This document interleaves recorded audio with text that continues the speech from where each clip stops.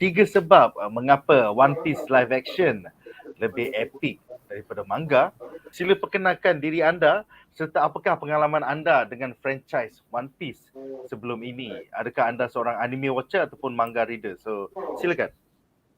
Okay, so Assalamualaikum and greetings everyone. It's your boy Munif Malek aka The Dinosaur. So pasal kalau tengok bedah-bedah kita orang sebelum ni, aku memang is a very big One Piece punya fan lah. Tapi to answer that question more specifically, aku ni is more for not just more for manga reader, but basically strictly a manga reader tau. So aku tak suka all the filler episodes tau. So in fact, I am quite the manga purist. Sampaikan the animated movies pun aku tak tengok. Sebab aku macam, if it doesn't feel like it's usually canon to the main storyline kan. So memang aku only consume manga, and kadang-kadang bila nampak Gear 5 ke, bila Rob Lucci lawan Luffy ke, then aku tengok lah clips of the anime on YouTube. For the most part, aku baca sahaja. So that's where I come from lah. Right. Okey, seterusnya kita akan ke Nazher. Silakan perkenalkan diri anda dan juga pengalaman anda dengan franchise ni dah berapa tahun Silakan. Aku tahu Duan tak aim aku sebenarnya. Aku tahu dia aim aku. Alright, okay. The King. Oh, pirate. Alright, okay. Oh, baik, janganlah malu lah. Okay, aku Nazher, moderator Movie Edit Group. Alright. Pengalaman aku dengan One Piece ni adalah around taklah selama Duan, around 13 tahun macam tu jugalah. But lama 13 tahun. Lama. But to be honest, aku a late manga reader. Memang aku a bit late to the party. And aku start dengan anime dulu. And to be honest, aku dulu Naruto defender. Naruto Shippuden defender, akulah yang memang akan defend segala-gala filler Date Bayo. But bila aku dah start tengok One Piece, aku cakap screw Naruto, One Piece is number one. Aku terus change of heart totally 100%. So typical. Okay, call it typical, but One Piece they change my brain chemistry 360%. So until now memang aku seorang One Piece defender juga until now, and manga memang catch up weekly. Anime at the moment aku slow down lebih sebab aku suka collect 10 or 15 episodes sekali tengok. So now aku macam Munif juga, goes into manga first, and then my secondary sources was anime. Alright. Seterusnya kita akan ke The Brothers Ali. Silakan Brothers Ali, perkenalkan diri anda dan dah berapa lama jadi fan One Piece. Silakan. Bapak coba dah dibisai. Okay. Aku Iki, saya Ali. So kita orang punya kita orang viewer Brothers Ali Wing YouTube. Okay. Okay, so kita orang punya pengalaman One Piece, kalau aku lah, maybe kita orang berdua kot. Macam okay. I think there's one similar starting point actually. Apa tu, asalnya kakak kita orang kot beli dia punya macam randomly beli komik budak getah.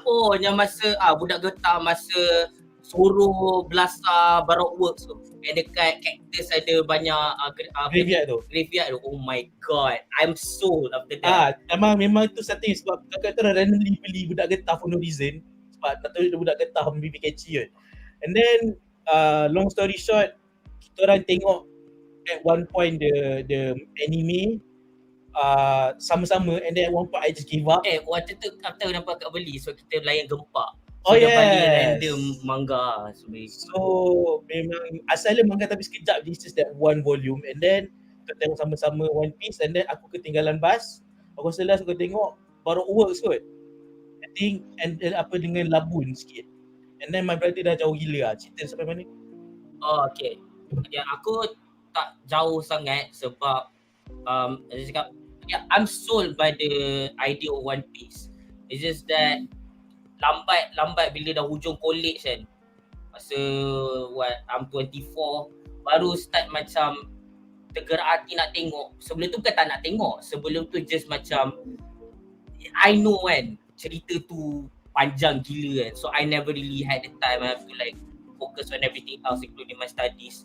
And then when I started watching it, aku ketagih. Aku memang tengok at least 100 episod satu hari. At least. And then aku breeze through everything, Skypia semua dalam satu hari. And I was crazy hook on it. Crazy, yeah. Ya, tapi bila sampai Battle of Marineford kan, aku macam masa tu dah start weekly wait. You know that thing yang macam tunggu seminggu satu episod, seminggu satu episod. And then you know what happened kan after that. The 2-year hiatus literally in the story semua kan. So because of that, I vow to never like vow more like tak nak tengok dah. Sebab setiap kali aku tengok aku ketagih. So by the time aku join balik, aku tengok masa dah start Big Mom dah ada balik, baru aku start balik lepas Marineford tu. Dah habis berlatih semua. So aku suka dia punya anime. Aku strictly akan tengok anime.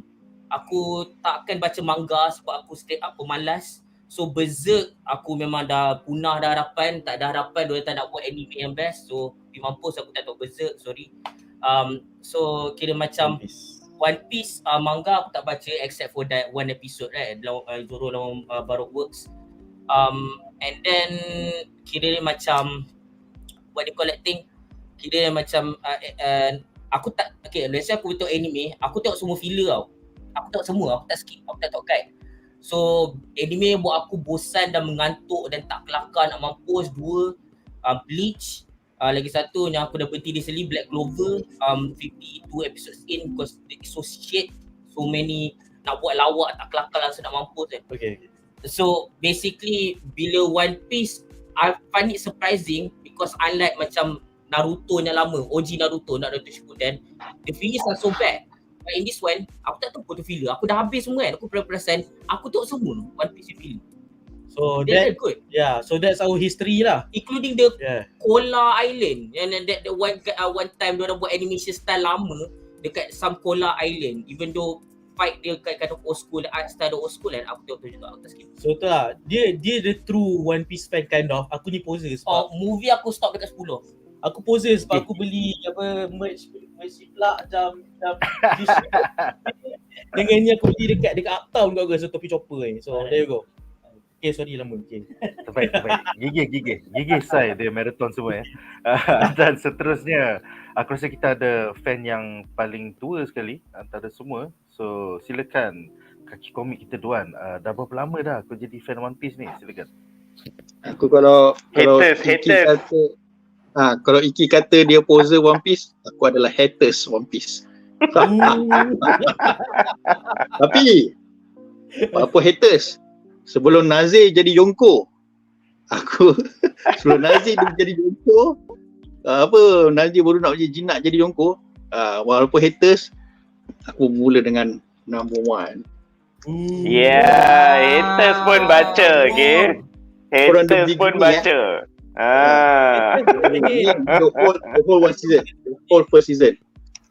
So walaupun aku haters, tapi aku bukan macam Yonko Nazher. Kan, jam 12 minit dah semua dah ni baru One Piece. Habis apa pentasuk One Piece terpaling nak khabar tak ada. Aku sebelum orang kenal One Piece, aku dah baca dulu lah. Sebelum orang apa ni, budak getah aku campak buku ni. Apa benda title budak getah ni? Apa bangsat nama title ni kan? Cerita pasal apa? Bukan getah. Cerita pasal getah apa benda ni lah nak. Itulah power lame gila getah apa benda. Misalnya si pun lame gila. Tapi sebelum benda ni jadi fenomena, jadi apa, number 1 manga berapa kali berapa tahun, mesti title, mesti dia punya nakama dia makin ramai. Lepas tu sampai nakama pun dah jadi toxic. Paling toxic sekali fan One Piece lah, hands down. Tak ada yang paling toxic sekali yang One Piece yang fan. Kalau dia kata bukan, mana kalau kata bukan, maknanya dia toxic lah tu. Aku Sony dia toxic. So antara sebab aku jadi hater sebab fan-fan dia juga. Lagi aku tengok lagi dia defend lagi aku suka. Tapi sebelum tu aku bermula sebab aku beli One Piece nombor 1 ni. Masa tu suatu Aku form 1 tahun 2000. So at that moment Comic House bawa masuk title baru. Masa tu Dragon Ball Yakuza Dragon Ball Yakuza semua dah lama dah. Yes Mikami ke apa ke. So dia bawa masuk title baru, which is title baru tu tak adalah baru sangat. Dekat Jepun dah tahun 90-an juga keluar. So dekat Malaysia dia baru bawa masuk tahun 2000, masa aku form 1. So aku depan sekolah aku betul-betul ada kedai mamak, kedai buku. So memang aku sengaja pilih sekolah tu sebab nak beli komik. Aku pergi aku dapat 2 title. Satu One Piece Budak Getah, satu lagi Hunter x Hunter. So aku beli dua-dua sebab dua-dua nombor 1. Baca dua-dua best. Bila aku baca dua-dua best, One Piece punya style manga lain sikit, Hunter x Hunter lain sikit. Bila baca-baca Hunter x Hunter dia macam keluar lambat. Dia tak macam One Piece konsisten keluar setiap bulan macam tu kan. Hunter x Hunter dia macam ada hiatus ke apa, aku tak tahulah, dia macam lambat sangat. Lepas tu aku drop Hunter x Hunter. So aku teruskan dengan One Piece. So at that time memang orang tak layan One Piece lagi, aku dah layan, tapi memang best gila lah One Piece. Budak Getah memang best gila lah, walaupun power dia mengarut. Lukisan dia, aku suka lukisan lama dia. Lukisan dia nampak clean kemas, sekarang nampak lagi detail lah kan. So bila baca-baca terjadinya aku stop One Piece. Bukan stop lah, aku macam trigger sikit je masa Ace mati. Ace mati je, apa hal dia bunuh Ace? Ace ni kan kuat gila kan. Kenapa dia bunuh Ace? Rupanya bila dah besar baru aku faham. Nak jadikan dia penggerak cerita, nak kena ada satu benda yang buatkan hero jadi kuat. Itu saja watak Ace, function dia. Which is macam camduh lah kan. Luffy tu patut banyak kali mati lah sebenarnya. Selamat dia. Lepas tu aku layan lagi, lepas Ace mati pun walaupun aku tak puas hati, aku layan sampai dekat aku stop dekat Fisherman Island tu. Aku macam dah masuk New World, sebab kan bila masuk New World kau dah macam lagi best lah. Masuk kat Fisherman Island tu aku macam makin boring lah. Masa tu ada makin boring. Sebab apa tau? Dia guna benda orang panggil formula yang sama. Which is kau pergi pulau ni, kau jumpa orang jahat, setiap nakama kau ada kau punya counterpart, musuh masing-masing, dan diorang mesti menang. Lepas tu kau pergi pulau lain, repeat. Tu je. Kau pergi pulau lain, repeat. Itu saja. Aku macam tu aku rasa macam dah kena scam. Ada dan dia punya actual storyline, orang kata dia punya build up storyline sampai Poseidon ke apa nama dia punya power lah, dia punya semua benda tu kan. Senjata purba. Senjata purba ke kali apa yang petak, bongkah petak tu apa semua. Selain pada cerita-cerita tu yang dia kasih sikit, tapi kau dapat benda formula yang sama. Kau pergi pulau, kau jumpa orang jahat, kau gaduh, kau menang. That's it. Sebab satu lagi kau fikir semua nakama Luffy, cerita dia kau fikir balik dia tak ada stake tau. Diorang takkan mati je. Kau tak payah risau lah. Takkan mati je. Kau bagi paling lemah sekali, Usop ke apa ke Nami ke, takkan mati je. So benda tu bagi aku macam seronok untuk dibaca lah. Tapi macam kalau kau betul kau dah biasa baca, contoh macam Berserk ke Vagabond ke apa ke, benda tu semua ada stake. Semua orang boleh macam kau tak boleh jangka. Hero pun boleh mati, orang boleh mati. Tapi kalau dia si Shonen memang kalau favourite takkan mati. Tapi kalau nak menggerakkan cerita, watak sepengat Ace boleh mati. Siapa yang patut dia matikan lah. Macam tu. Tapi watak utama takkan mati. So lepas tu hari demi hari nakama makin ramai. Benda dia jadi fenomena. Lepas tu aku tengok nakama semua dah toksik, lagi lah aku campah. So that's it. Aku tak sabar aku nak. Okay. Mari.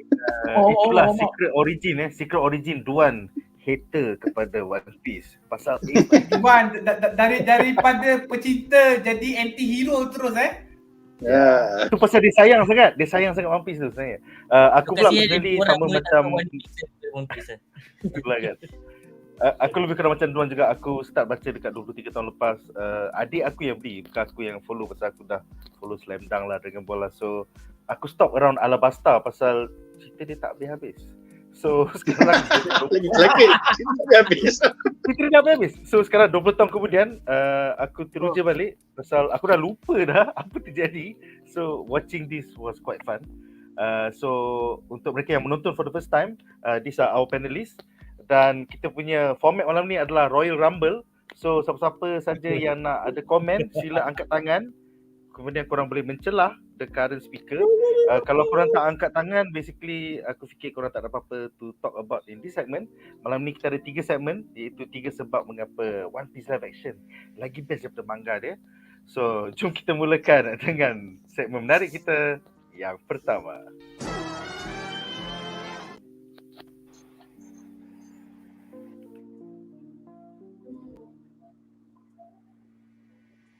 So ada lag.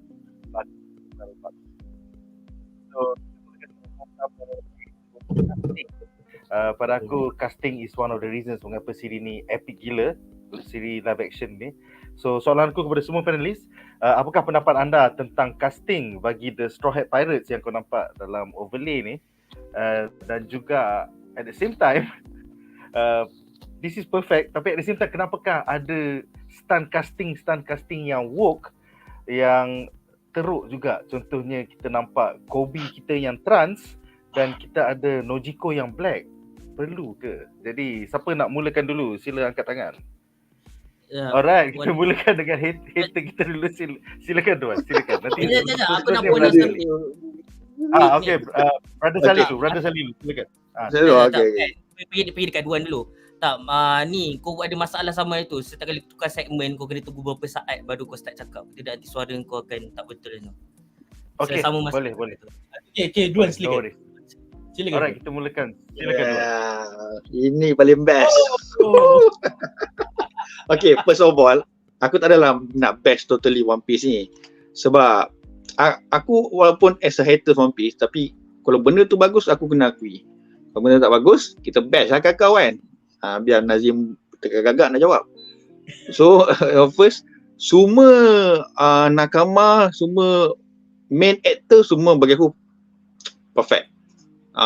So teamwork jalankan kerja dengan bagus, production dengan bagus. Casting tu maknanya dia tak ambil orang yang popular, tapi dia memang cari sampai dapat yang betul-betul perfect. Bagi aku paling perfect sekali makin you lah, Zoro. Memang itulah macam aku tak dapat bayangkan kalau orang lain jadi Zoro.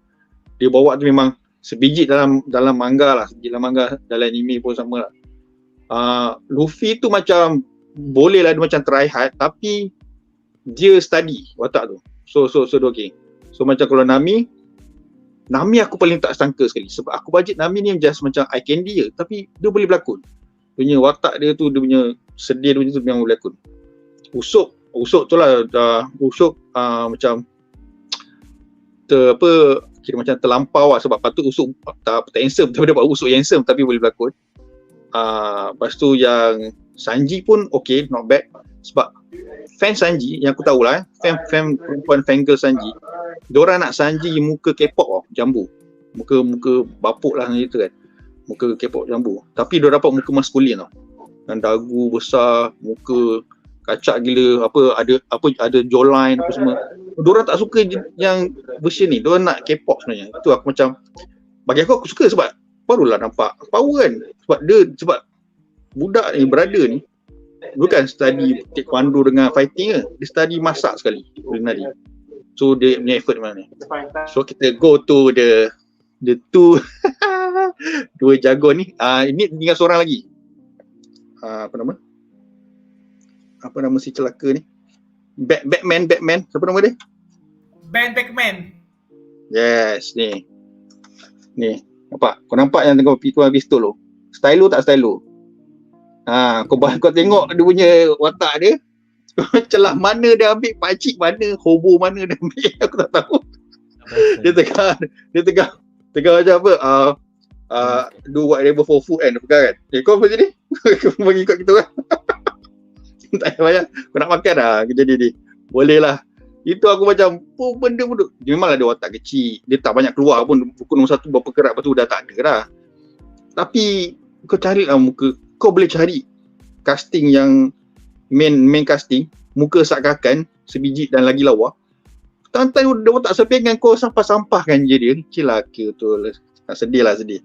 Secondnya tu si Kobe bodoh ni kan. Si Kobe bodoh ni aku macam masa mula sebelum kau tahu dia tu trans kan. Dia macam okey lah nampak muka dia apa semua. Bila aku tahu orang review dia trans kan. Okay, dia sebenarnya perempuan jadi lelaki kan. Kita pergi. Lepas tu aku macam aku pernah lihat ni. Tapi di mana ya? Punya dari Evil Dead. Yang budak annoying tu. Papi betul budak tu yang paling aku benci dia boleh jadi ni. Tapi dia bawa watak ni macam okey. Dia punya nak tu sebab lain daripada masa dia bawa Evil Dead. Evil Dead tu macam annoying gila. Aku macam nak pijak lah. Dia dalam ni dia bawa macam watak kopi bodoh-bodoh.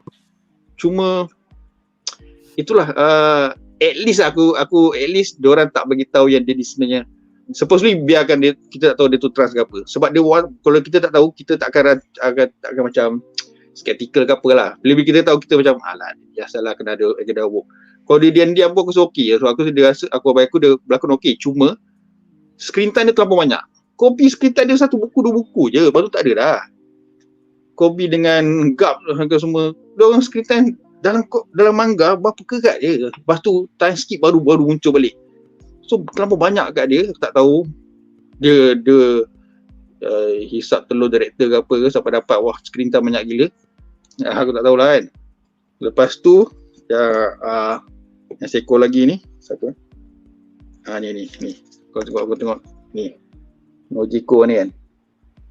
Kat dalam buku ni black and white tau. Kau nampak black tak? Buku ni dia hitam putih. Bapak resis tau. Tak. Kalau betul dia ni patut dihitamkan watak Nojiko ni kan. So, aku pelik macam okeylah faham lah kau nak buat angin dawuk kan. Okey kita faham kau nak buat angin dawuk. Carilah lawa sikit lah Nat. Berapa ramai kau cari muka Rihanna ke Zendaya ke.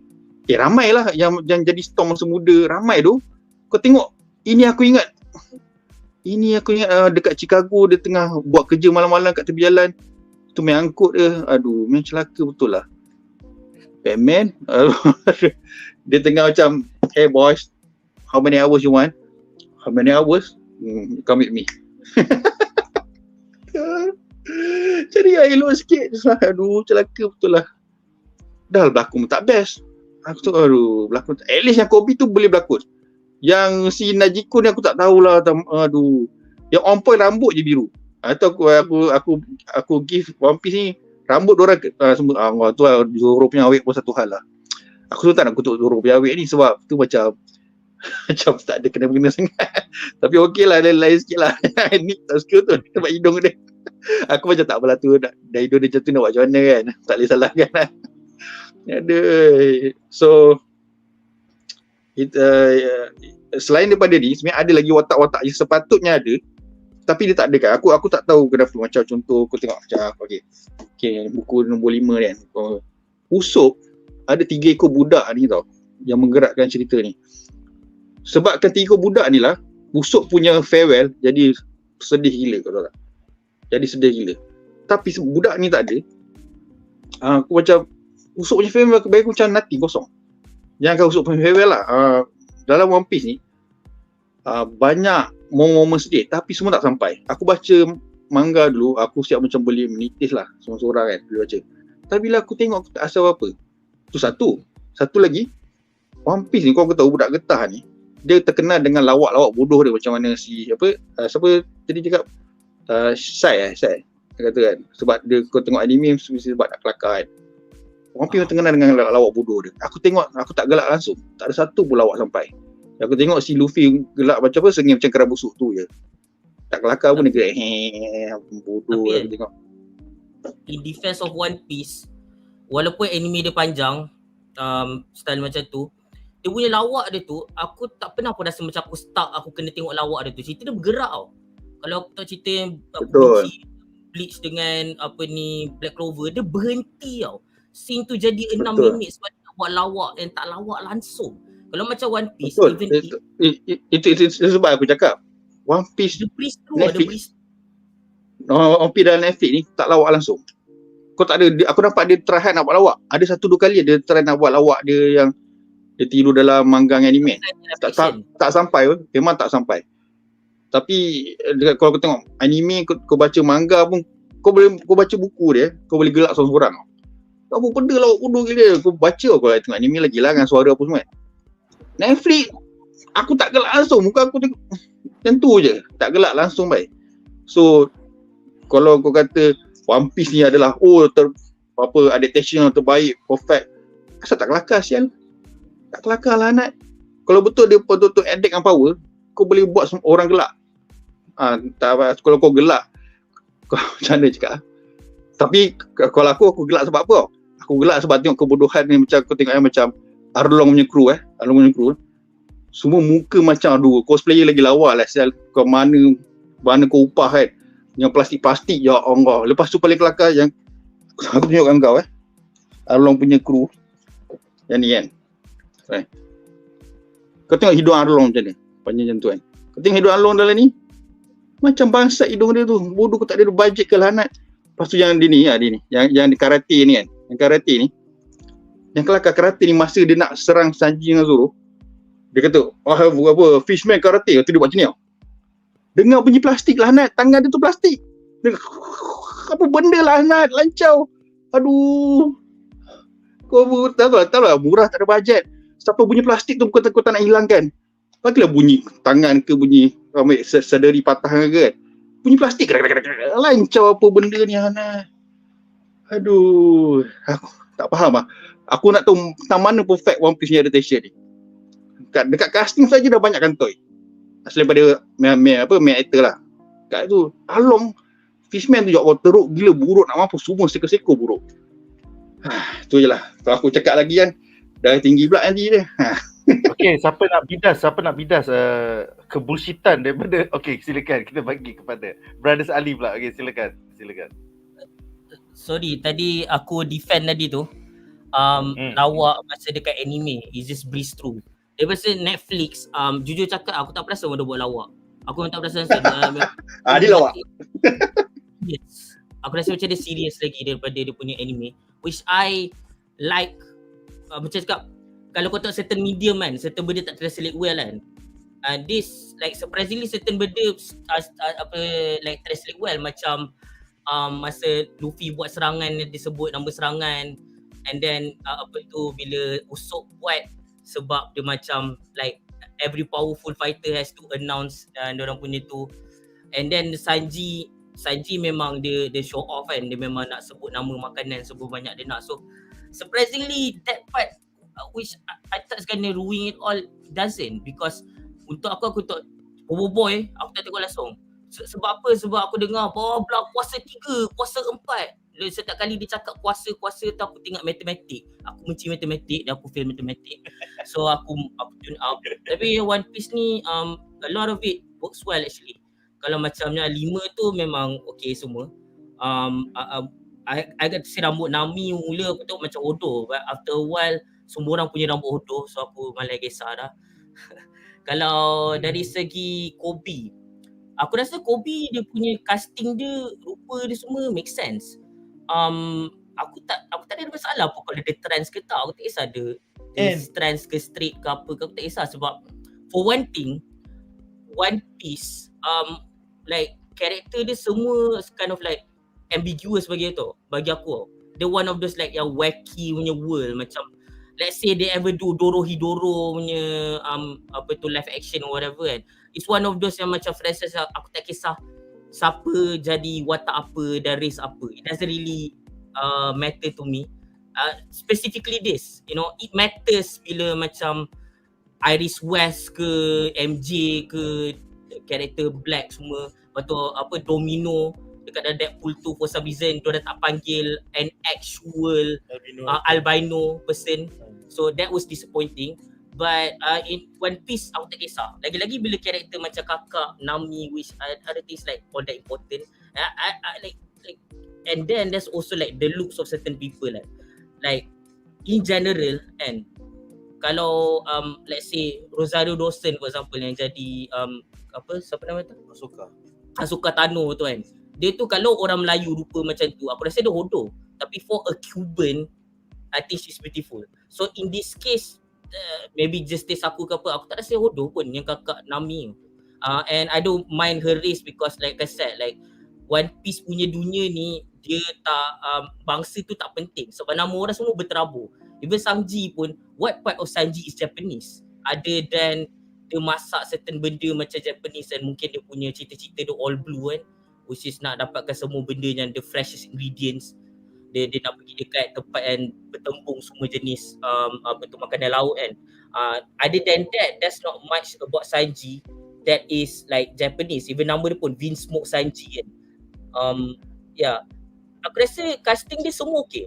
Cuma masalah dia dengan Kobe tadi tu, lakonan dia for the most part okay, cuma dia macam dia nak overact. Dan masalah ni personally memang masalah dia. Even dekat dalam cerita ni pun Evil Dead pun. Evil Dead aku tak benci dia sebab satu watak dia budak-budak. Satu lagi, if you need to blame anything, blame the writers. It's not dia punya acting. So tapi bila aku tengok dia punya berlakon kan, Mampat ni berlakon, dia macam bila berhenti kan, dia macam dia imut. Dia macam sentiasa bergerak, dia tak berhenti. I think that's my problem with him, but other than that aku tak ada masalah. And dari segi plot wise, aku rasa make sense. They tell a lot about Kobe. Actually they condensed everything.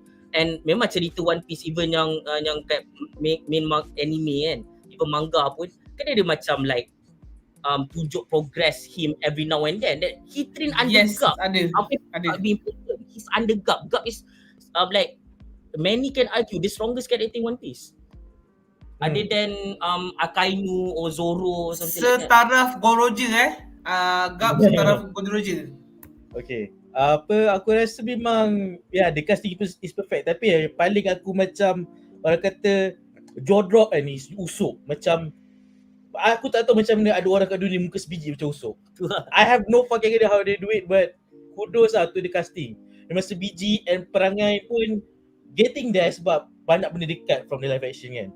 And then everyone works, and aku rasa Makenyu, he got a bad rap from Knights of the Zodiac, I think, and he was totally fucking awesome in Rurouni Kenshin.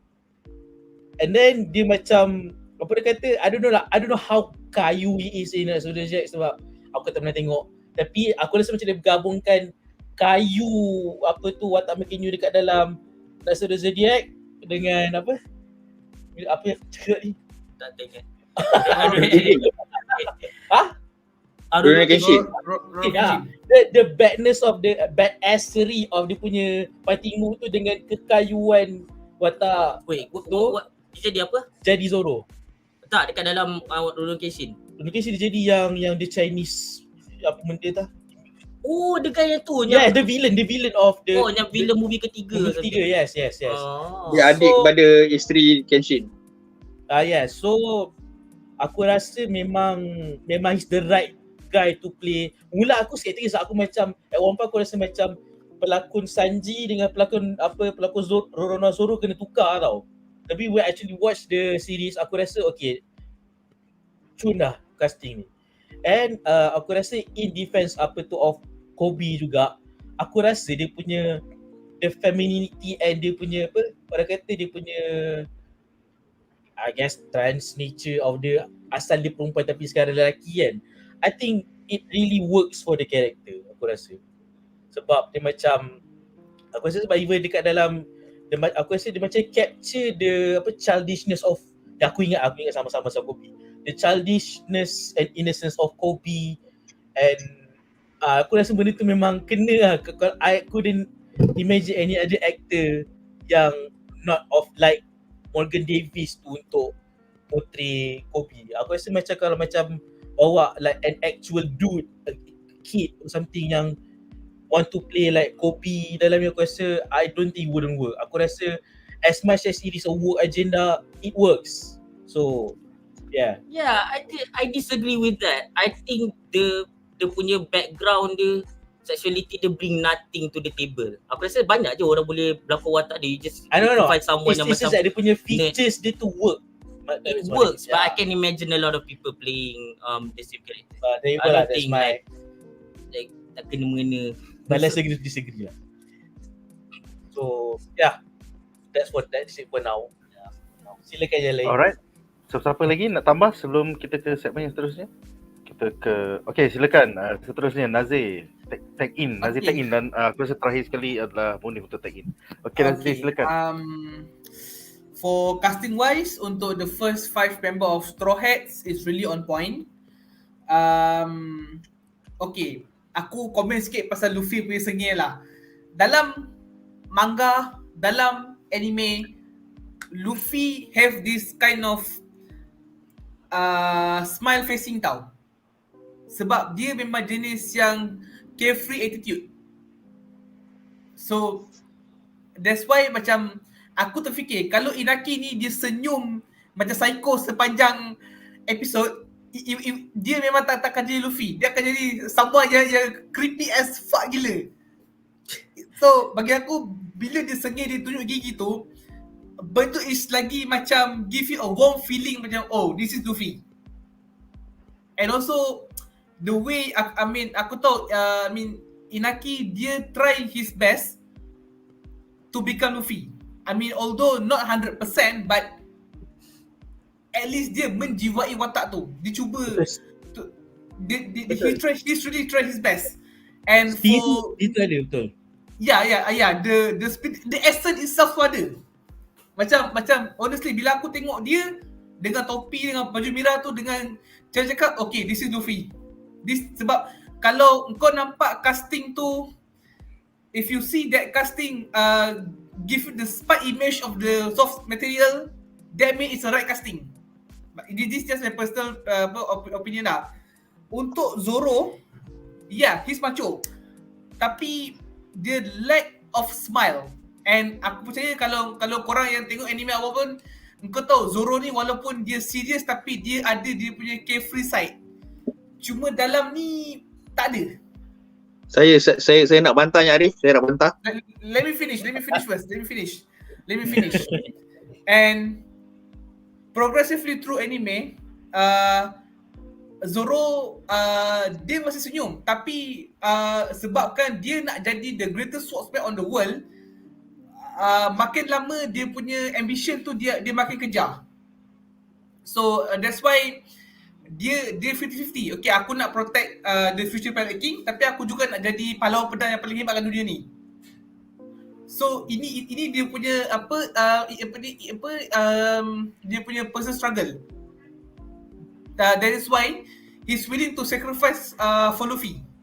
That because he has that much of faith in Luffy itself. But okay, makin you betul, memang betul-betul dia totally memang he's a Zoro himself. But kalau boleh, you know, a bit Lucy lah, just a bit Lucy. Jangan terlampau cakap. Don't be too stiff. He's a serious swordsman, tapi try smile a bit. Try smile a bit. Itu je. Just try smile a bit. Okay. Untuk Nami, ada aku habis cakap dulu. Bagi aku habis cakap. Aku bantah pasal Zoro je. Pasal Zoro je. Sebab nanti dia jauh. Ya, aku cakap pasal Zoro je. Kalau kau kata Luffy memang kena senyum, sebab apa? Itu adalah dia punya karakter. Dia kena senyum je lagi. Memang pun. So Zoro karakter dia adalah tidak senyum. Zoro seorang yang serius, dia takkan senyum. So kenapa Zoro dulu? Aku tak cakap Zoro kena senyum selalu. Daripada karakter dia. Aku cakap lose a bit. So dengar dulu kan ya. Don't Steve, lose a bit. YB. Aku tak suruh senyum 100%. Lose a bit. Gombak, dia yang gombak.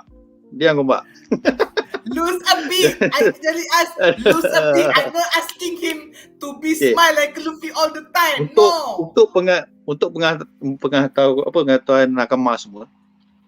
Karakter One Piece ni dia macam one dimensional je. Senang je, simple je as that. So Luffy memang seorang pria senyum tersengih macam kerang busuk. Tu karakter dia. Tu Jongko Nazher boleh accept. Zoro seorang yang serius. Masam tak nak senyum. Memang kayu. Aku setuju. Itulah karakter dia. Memang dia serious type. Tapi apabila apa ni? Listen. Macam aku cakap lose. Aku tak boleh cakap apa tiba no ni. Tapi apabila Luffy tidak senyum, dia akan jadi apa maknanya dia akan tukar karakter, dia akan jadi serius. Maknanya tu something wrong, maknanya dia dah serius. Zoro pula apabila dia senyum, maknanya something is wrong. Bila dia senyum, maknanya dia tengah seronok dan tubuh dia naik gila. That's the moment Zoro senyum. Bukan sebab dia senyum, sebab apa, aku Luffy aku kena senyum kat macam bodoh tadi.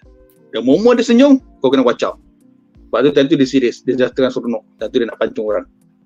So karakter dia macam tu. So kalau pada nakama yang tak tahu perangai Zoro dengan Luffy, yang one dimensional, simple. Seorang senyum, seorang masam. Jadi kalau diorang bertukar, diorang tengah serius.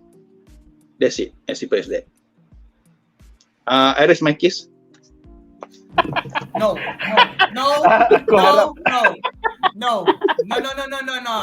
Itu Fuck engkau you.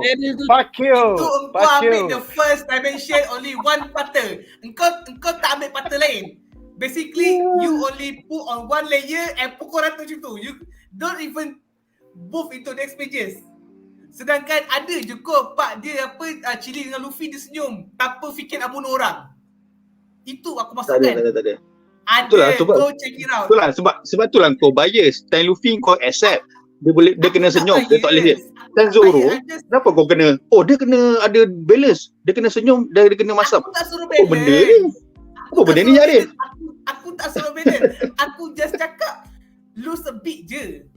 I'm not asking to be senyum macam Luffy, tak. Just smile a bit. Itu je aku cakap.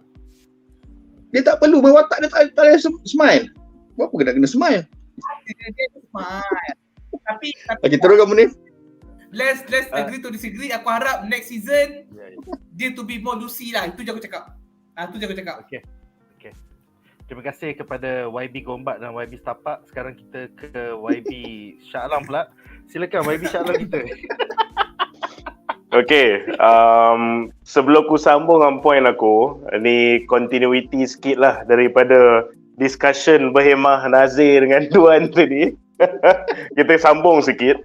Dia bagi aku, ni bukan aku saya saja nak jadi diplomatik ke apalah. Tapi daripada pemerhatian aku, bila aku tengok cara Makenyu, which aku suka by the way, cara Makenyu bawa karakter Zoro ni, soalnya aku faham dari both sides of the divide tau. Benda yang Nazher cakap, benda yang Duan cakap, kenapa tau? Sebab kalau korang notice, Zoro pre-time skip dengan post-time skip lain. Memang lain. Sebab Zoro pre-time skip, dia memang goofball sikit tau. Kadang dia pun ada buat lauk-lauk bodoh pun lah ada. Dia pun ada gelak-gelak sikit ada apa semua. Thank you, Munif. Tetapi, but at the same time, aku kena kata ke, aku tak rasa Makenyu punya so-called stiff performance tu is pasal dia punya lack of acting juga to a certain extent. Pasal aku rasa Depa ambil a creative decision untuk buat the more muted, the more serious post time skip Zoro as the only adaptation untuk Netflix main series ni.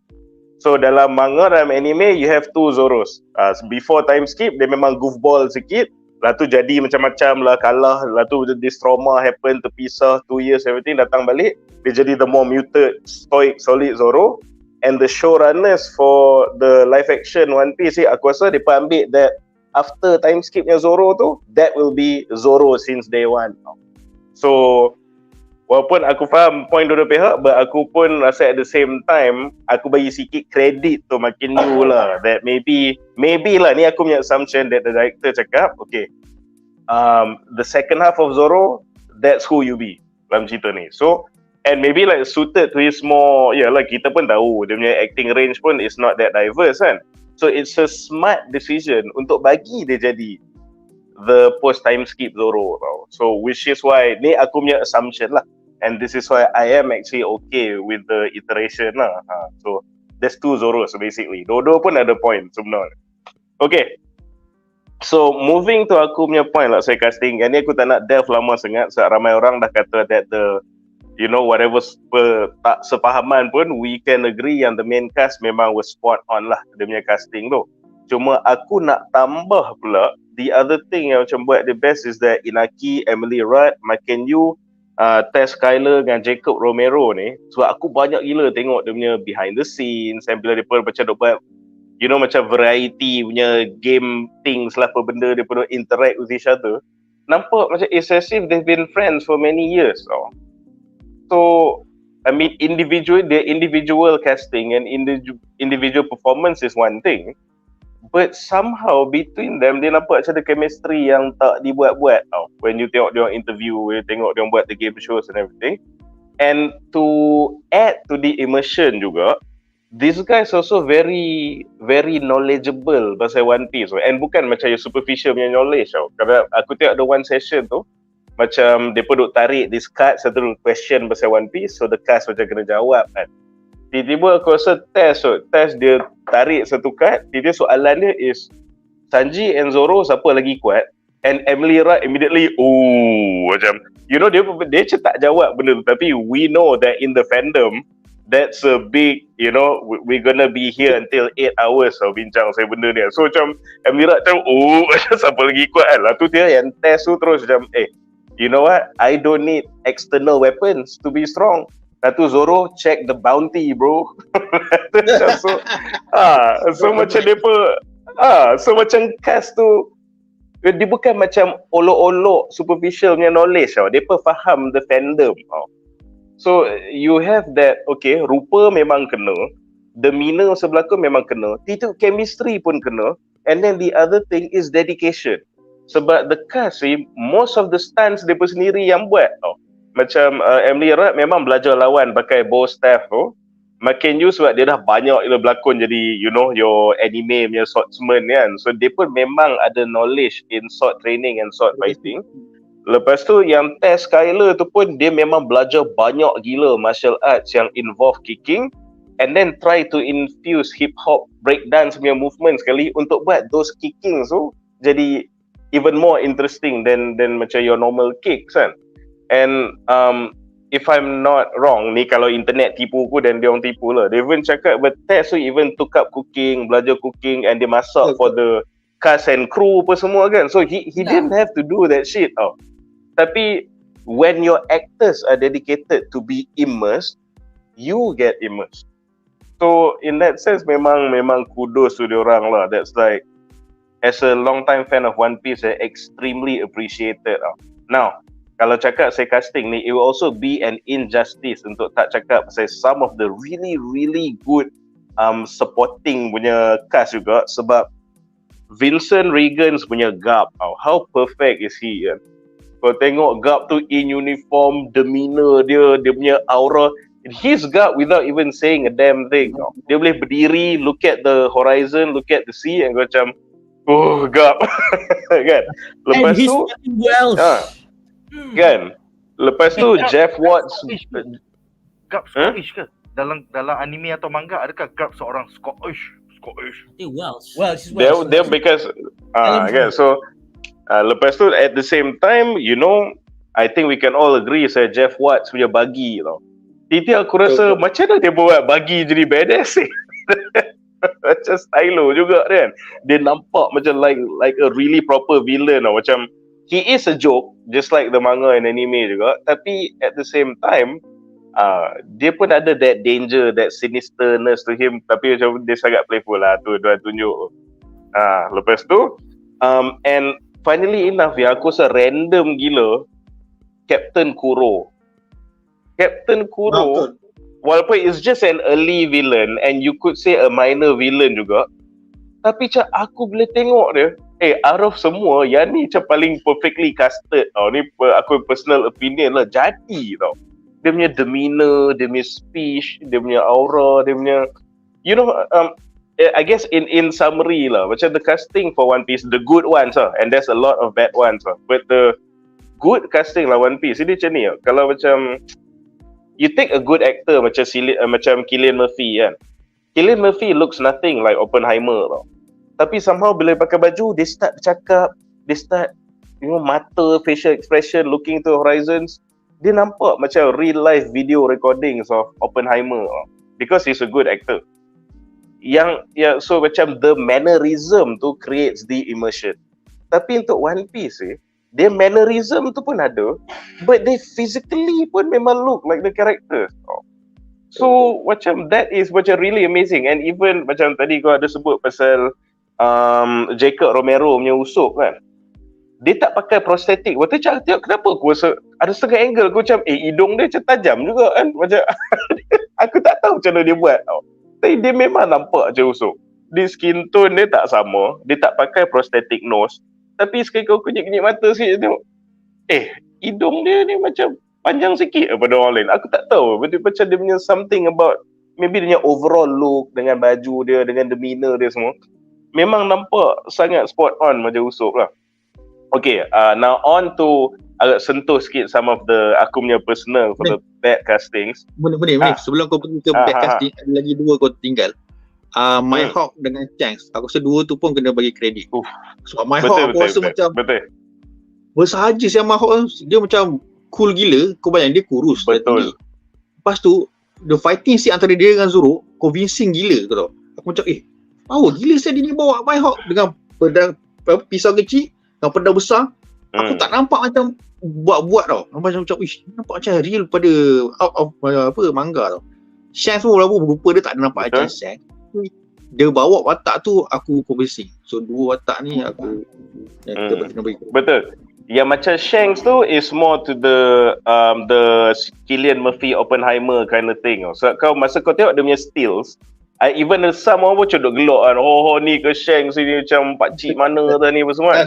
Tapi bila kau tengok lah tu bila kau tengok macam Ryan Gosling Walmart lah, macam-macam lah kau cakap ke dia.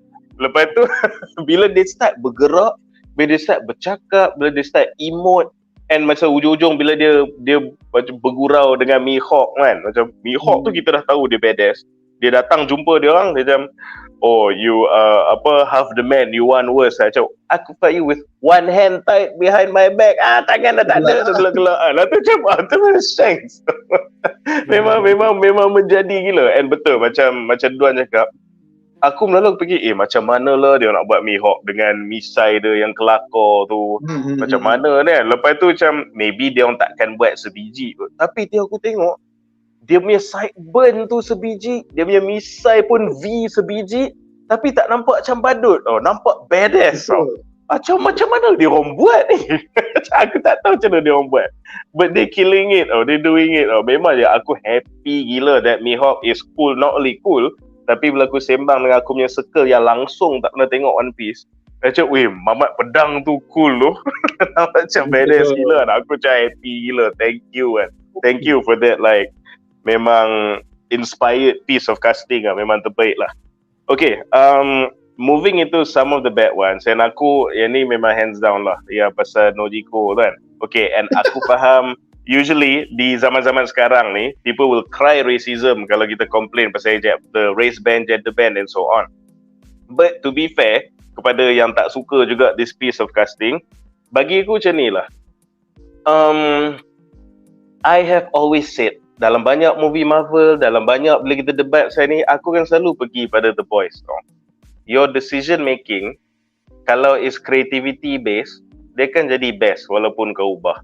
If it's social justice reasons or if it's financial reasons, dia takkan jadi best. But kalau you have creativity in mind, kau ubah dia pun dia akan jadi okay. So macam contoh, I don't like Nojiko punya casting ni.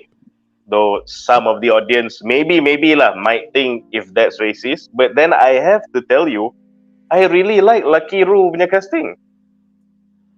So Lucky Roo yang gemuk daripada the Shanks punya crew kan, yang asyik makan daging itu semua kan, dia pun race band juga, tapi aku suka gila dia. Sebab macam mana dia aura dia and even rupa dia regardless of skin, dia memang nampak sebiji like the Lucky Roo in the manga loh. Dari rumah daging yang terbaik. So that point alone rules out this whole race thing.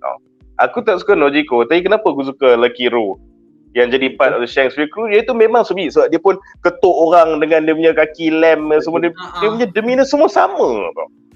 So kau ubah tapi the essence of the character tu still ada. It's okay. Yang macam Nojiko ni aku memang tak boleh macam get on board langsung lah. And of course aku punya rasa paling worst casted, yang sama juga kepada semua orang punya opinion, is memang Ben Beckman lah. Sebab kita tahu dia badass. Kita tahu dia nanti, dia the first guy masa dalam manga and even anime, and kita tengok Kizaru je selalu tapau semua orang kan.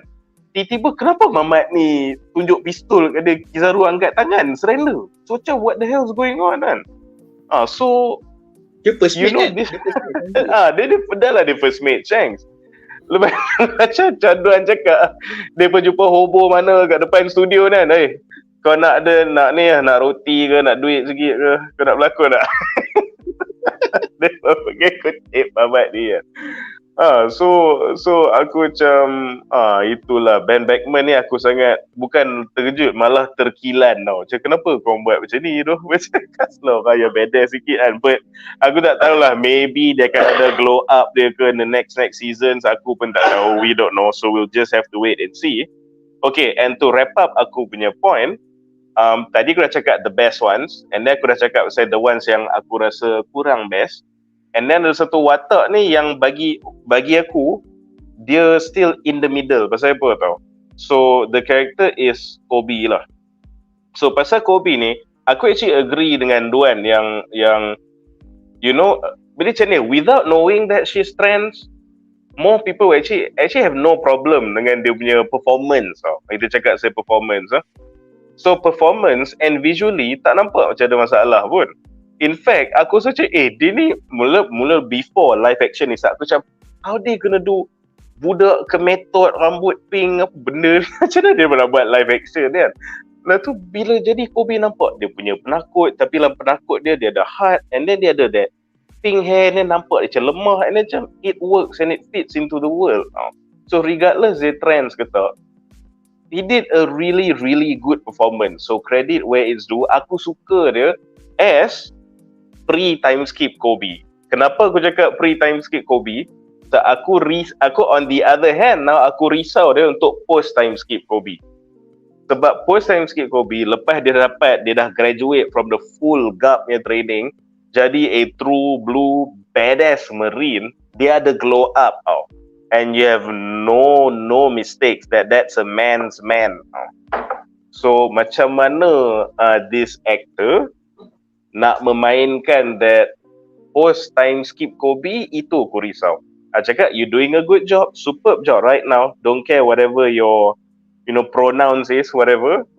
But aku rasa after time skip is gonna be, aku tak tahulah, an issue I guess, unless you can tu lah dia senang cerita Kobe jadi way more masculine lah bila lepas time skip tu. So it'll be interesting how they try to achieve that visuals lah. So that's at least 4 seasons away or something. So we'll have to wait and see. But all in all, based on kita punya kerisauan sebelum start live action ni, all in all, in totality, aku memang okay sangat lah. Okay, Arlong ni pula. Oh actually, okay, since kita cakap pasal ni, sikit pasal Arlong ni, is that aku actually okay dengan dia visually, with the exception of tu macam Duan cakap, dia punya hidung tu lah nampak macam cemeh sikit tau. Yang macam the rest okay, pakaian dia okay semua, even dia punya demeanor pun semua okay. So tapi Arlong tu aku mix back sikit, sebab visually kalau tolak the nose, aku quite suka dia. Cuma kan tadi kita banyak cakap selain visual, the demeanor and the characterization tu pun penting kan. Sebab most of what we know pasal Arlong ni is bila dia tengah commit keganasan tau. Especially bila dia tengah lawan, dia tokak orang sana sini lah semua. Aku macam, dia tak gigit Luffy sekali pun. Yang tak nampak macam dia brutal, and tak nampak dia macam dia violent tau. So that violence, so it's a big part of Arlong. So kalau lah, walaupun visually dia aku rasa okay, kurang suka hidung dia, tapi dia ada that Arlong punya violence, gigit orang, kau tumbuk gigi pecah, tumbuh balik, gigit kau lagi, pakai dia punya pedang pun semua kan. So I would have liked his character a lot better. And okay, before aku wrap up, sorry aku terlupa pasal the most important character, Luffy tau. As much as I love the main casting, aku ada satu gripe is that aku rasa okay, main casting superb, tapi di kalangan yang superb tu, aku personally rasa the weakest link is Luffy himself. Bukan kata dia teruk, tapi among the best kan, among the best, which is the main cast. Aku cuma sebab pasal apa, when we talk about mannerisms kan, aku rasa macam bila dia lontarkan dialog tu, or when he's talking also, dia macam a bit control tau.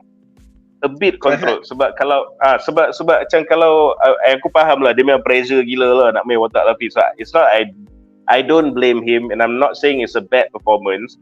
Tapi the Lafi yang kita tahu tu, dia macam some village bum tau. Dia macam bodoh gila. Macam kalau kat Skypier kan, yang dia nyanyi lagu bakar song tu, Itano Shimawa.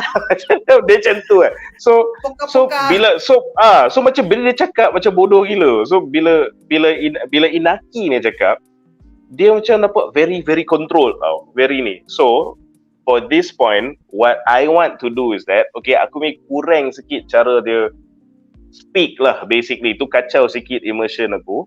So aku maybe akan buat a second run, try tengok in Japanese dub pula to see if aku enjoy it even more. So if I enjoy the Lafi yang dia bawa tu with the Japanese dub, I think I might enjoy that a lot more. So but I don't know, but it's something I will find the time and to try lah. So untuk pasal Lafi tu, that's my only comment lah. Itulah dia. Lafi tak kelakar. Satu lagi aku nak cakap, tambah sedikit pasal karakter. Mana pergi ni watak Hatsu ni? Kenapa Hatsu tak ada? Hachi apa? Yang sotong lah, Hachi lah. Sotong lah. Dia tak penting tau, sebab dia ni akan jadi penggerak cerita kepada dekat Fishman Island. So dia orang simpan Hachi hujung-hujung nanti. Dengan Syabodi pun tau. Aku nak suruh Nazher jawab. Dengan Syabodi. Dia dengan kat Syabodi sekali. Dia akan jadi kawan tau. Dia akan jadi watak pertama. So Nazher dah jawab aku pelik ke? Dia tunggu. Nanti kena Hachi dengan Jimbi akan ada. So tunggulah. Nak buat proposal. Kalau tak ada, aku cakap yang Nazher. Aku rasa Hachi terlalu penting. Aku rasa dia akan simpan untuk next time. Silap, nama dia Hatsu. Sorry, nama dia Hatsu. Kalau kat dalam Melayu lah. Kalau maybe Hatsu nama dia. Okay. Hatsu. Sotong. Aku rasa tadi yang pasal like apa tu, aku setuju pasal Along tu. Sebab dia tak gigit. Dia even tunjuk pun dia gigi dia hancur, lepas tu tumbuh baru kan. Macam like it's a missed opportunity. Diorang buat like hidung dia macam tu. Diorang buat dia hancurkan bangunan. Dia buat juga tunjuk juga pedang tu. Everything is there. All the ingredients are there. But they did not execute. Diorang tak buatkan Along seganas mana yang dia boleh. With that said, aku rasa he did a good job. In fact, I think most of the villains did a good job. Yang aku rasa yang jadi Kuro tu did a great job. Because personally speaking kan, aku start suka One Piece dekat Alabasta. I think the main reason is because of Crocodile. Which is very villainous. Before that, aku tak kisah apa pasal the villains all that much. But they were able to elevate that. I don't have much to say about Bagi. But aku tu Along, I think it's kind of lame. Like straight up, he's a lame character to me personally. So bila pelakon ni boleh angkat dia jadi macam at least cool, I think that's good enough. Cuma tak cukup ganas. And dari segi karakter Kuro, oh my god, I think he loves like his like watak Kuro sangat tak best tau dekat dalam anime. Even if he can be good, dia underutilized. Like he's got like Kuro over 1,000 plans and but kita don't see him enough in like wars and anything like that. Macam mungkin dekat Marineford dia tolong the pirates or something like that, make up the plans, you know, something cool like that. He was never really used. And dekat anime is kind of like they just tunggu to strike. Tapi kat sini aku nampak dia macam dekat bila episod kedua tu dia dapat let loose. Dia betul-betul let loose tau. Dia macam cukup bayangkan Kuro is a real person. Then they get all what he wants to see is scooped up. But he's stuck in this show kan, which is the manga and the anime. But then he got the live action, he finally released himself. It feels like that. He embodies that character. And I think like dia punya rambut dia agak awkward because they make it like extra greasy and all that. Tapi lakonan dia aku rasa mantap gila kan. Cara dia gelak, cara dia senyum, cara dia gerak dia punya tangan ni, cara dia buat ni semua on point man. I got chills. It's like goddamn awesome. And I like the fact that they gloss over Don Creek, because Don Creek has got to be the lamest character in the entire thing. Okay, and Munif, you also bring another good point. Aku suka kau cakap betul. Kobe makes sense for now, but bila dia dah second part kan, bila dia dah evolve, macam mana dia nak bawa karakter tu. Yes, I don't know if if he can do it or not, but from what I can see for now, it would be cool, and it's not about the casting, but it's kind of cool if kalau yang orang jadi berlakon jadi Alvida tu actually dapat a plan, like a proper workout plan untuk kuruskan badan dia for the second version of Alvida instead of they recast that character. And also Kobe, memang diorang bawa dia pergi buff up. Dia nak suntik lagi testosteron ke, dia nak ambil steroid ke lantak dia. Tapi what if instead of recast Alvida dengan Kobe, they bring both and literally evolve them in the series? That would be cool, man. I want to see that happen. Harapnya bajet dia Betul. Hachi aku rasa dia memang simpan for later on because dia nak jaga pacing tau. Not only they condense everything, they also have to eliminate characters and move them around. Aku rasa sebab dia tak nak bagi sangat bloated kan, dia ada 8 episod je kan. And aku rasa the in terms of budgeting, it only looks that cool because the episodes are that less, and because there's so less of episode, there's no time for them to build Hachi. And then Hachi kan is all about like slavery and prejudice and all that. So I think dia kena perlu masa untuk cook that. So dia push later on. Macam Django lah for example, yang the guy yang hypnotism, yang gang dengan kuro, yang macam apa data tu? Michael Jackson tu. Aku rasa he's kind of too funny and too goofy to either one straight up eliminated from the entire show, or two they want to bring him and it's gonna be like really fun when he finally comes in. I suspect diorang mungkin buat skip ke terus, dia terus masuk dekat CP0. That would be CP9. That would be kind of funny. 1, 2, Django. Django. Okay, sejam kita kan. Silakan Nick. Okay guys, sorry. So nampaknya semua parlimen masih panas lagi. So walaupun kita ada 11 soalan daripada penonton di rumah, aku rasa kita akan continue sesi parlimen kita ini dengan segmen menarik kita yang kedua.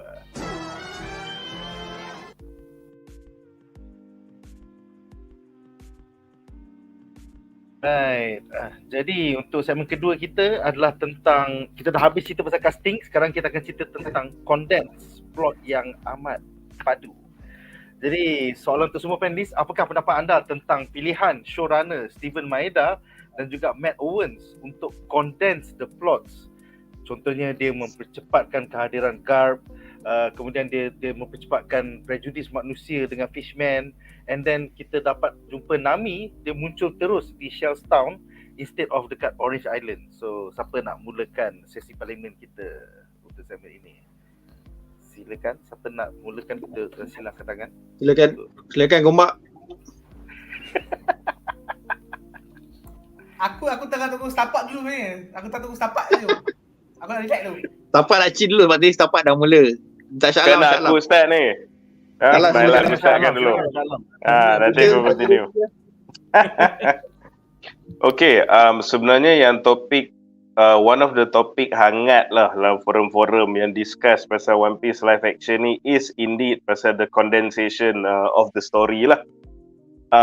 Which ada yang kata to the detriment of the show, ada yang kata creatively done, so it didn't harm the show but in fact enhance the show. So masing-masing ada pendapat dia lah pasal this condensation kan. Aku punya opinion pula is based on something, is two parts lah. Satu based on the more practicality, and second based on the creative punya decision making lah. So first kali aku rasa macam aku have no problem with this condensation yang dia buat ni, sebab kita pun faham lah logistically speaking kan. Sebab logistically speaking, you know, kalau kau nak adapt every episode faithfully kan, asa by the end of the season ni kita probably Nami pun tak jumpa lagi kalau nak ikut sebiji kan. Nanti at the end of season 1 ni baru jumpa Zoro. Macam tu, macam for example lah kan, kalau kita nak kena super faithfully. So nak tak nak, that condensation will happen, that condensation has to happen. Kalau tak, it just doesn't make sense. Okay, now that kita dah establish benda ni mesti jadi, so we talk about how do they do it pula kan. And aku rasa macam ni sebab we are looking at it daripada sudut arc. So kalau kau tengok daripada sudut story arc, then yeah, you can say it's quite condensed kan. But you need to zoom out a bit and tengok dari sudut saga. Kalau dari sudut saga, one saga containing multiple arcs inside, it's actually not as bad as orang yang complain about this condensation is. It really is not. Sebab One Piece to date lah sampai sekarang ni, in total dia ada 11 sagas. Yang kita baru tengok was almost the entirety of the East Blue saga. Kau ada Arabasta saga, Sky Island saga, Water 7 saga, Thriller Bark, Summit War, Fishman Island, Dressrosa, Whole Cake, Wano, and the final saga lah. That's what Oda panggil yang tengah jalan dalam manga sekarang ni. So dalam East Blue saga, dia ada 6 arcs. So those 6 arcs itulah cakap saya Romance Dawn, Orange Town, Syrup Village, Barty, Along Park, dengan yang tak tunjuk lagi is Locktown, which aku rasa akan jadi the opening for season 2 lah. In the grand scheme of things, kalau kau tengok from the sudut arc, so then maybe you might say ni the sequence macam tak betul, benda kena condense semua. Tapi kalau kau tengok dari sudut saga, we're on track. We're nicely on track. Oh, the whole of East Blue is actually nicely settled in this 8 episodes, and it works sebenarnya. So I don't have a lot of problems with that. And in fact, aku nak bagi a counter argument yang it's not actually as cramped as what people think it is. Tapi you get a lot of extra. And what I mean by extra is macam ni. Bila kau cakap say East Blue saga, jangan tengok arc, jangan tengok Romance Dawn, Orange Town, jangan. Just tengok from the saga. In the East Blue saga, there are few key things yang kena jadi. Luffy set sail, 4 crew member pertama join, Kobe's introduction, Bagi's introduction, obtaining going merry, Mihawk, and subsequently the Warlord punya concept was introduced, the species of fishman was introduced, and the introduction of the wanted posters. Kau ada all these elements, East Blue saga lengkap. And we have all these elements. So East Blue saga lengkap, and kita dah dapat the essentials of East Blue kan. And then on top of that, kita pun dapat so many other things. Macam kita actually tunjuk Garp training Kobe. So benda tu dalam manga pun tak ada. Macam kita je tahu, okay, dia Helmepo dengan Kobe go off dengan Garp, tiba-tiba dia orang jadi kuat, dia orang jadi wise kan. Tapi dia tengok macam Garp duk bagi dia main that yang macam show, apa nama Japanese main chess, so shogi kan. Shogi. Dia macam main shogi tu dengan dia, and then dia bagi dia on the spot macam life lessons or what the marine punya code is all about. Benda-benda ni tak ada dalam manga. So we got extra. And then apart from Garp's punya tutelage, kita pun other things we got is like extensive scenes about Luffy punya childhood, and then the Sanji Zeph punya relationship was even more emotional and fleshed out tau. Benda ni pun tak ada sangat dalam manga, but it was like shown in full display here. Lepas tu the Kaya and Usopp punya relationship pun was a lot better to me. Lepas tu and Helmepo and Kobe punya dynamics, and in fact Helmepo pun was like we have extra time to show him do some really one of the best piece of actings in the series. Which kau Helmepo. Aku nak tengok bentuk Helmepo lah. Ada juga fan base for that part. Okay, and finally here's the thing. The one of the best things that the One Piece live action ni boleh buat apa tau, sebab dia ada the advantage of foresight tau. Sebab later on the concept of haki akan diintroduce during Sabondi punya arc and beyond. So sebab masa Oda buat One Piece ni dulu, aku tak tahu from the beginning dia memang nak buat ada konsep haki ni ke apa ke. Tapi orang kata there were times macam patut haki came into play tapi tak. So the good part about this series, it even improves on that.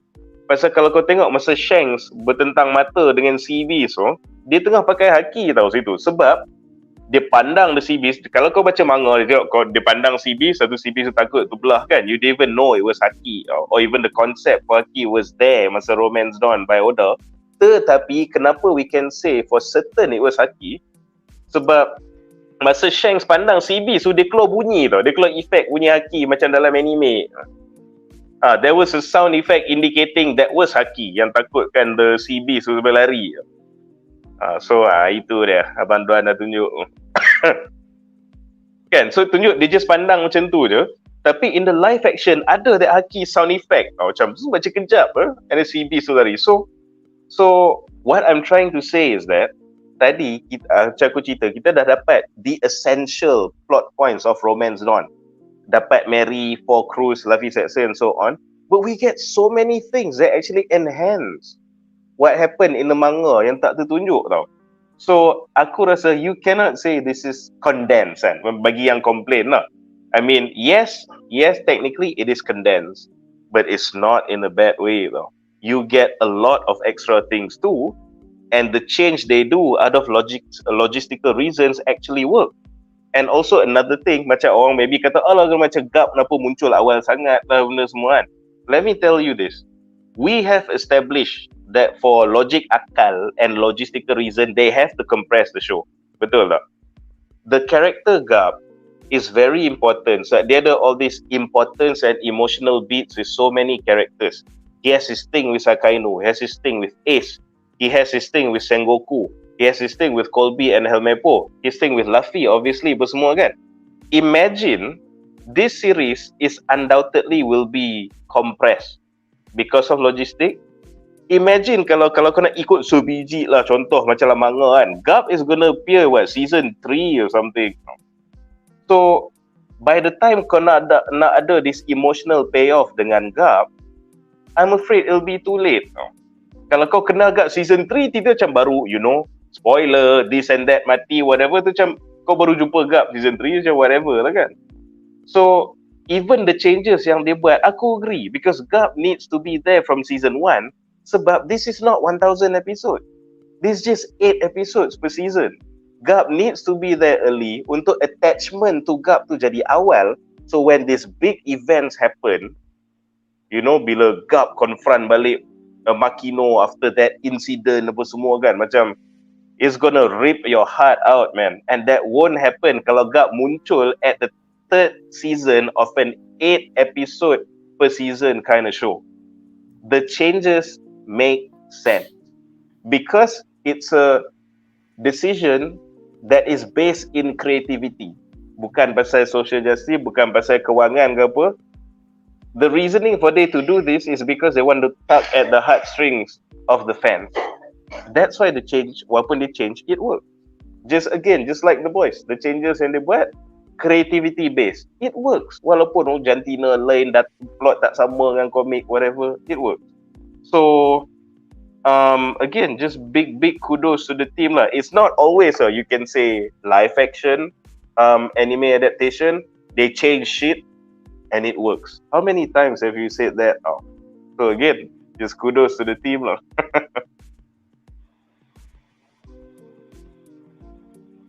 Okay, seterusnya YB mana pula? Adakah Brothers Ali dah bersedia? Okay, seterusnya Nazir, silakan Nazir. Okay, Nazir, banyak kan point yang aku nak cakap, Munif dah cakapkan. So which is thank you Munif. Regarding about condense ataupun trim down the plot and the adaptation, satu benda yang aku pegang, adaptation was not meant to be the same as manga. Changes have to be made. Memang akan ada perubahan. No matter how faithful, tapi perubahan tetap ada.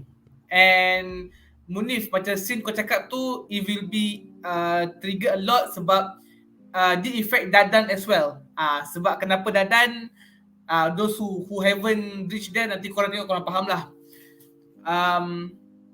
Untuk adaptation bagi aku impressed macam mana diorang trim down sampai ke 8 episod tanpa membuang sebarang important storytelling, tanpa sebarang satu benda pun yang benda tu penting tapi di-maintainkan. that's what I call a good adaptation, a good screenwriting lah, to be safe. And aku dengar banyak daripada among my circle yang bila diorang start One Piece, the first 40-50 episode is a struggle. Aku faham, memang is a struggle. Sebabnya banyak one-off villain, one-off plot yang memang kalau benda tu tak ada pun tak apa. Benda tu memang tak kacau story pun.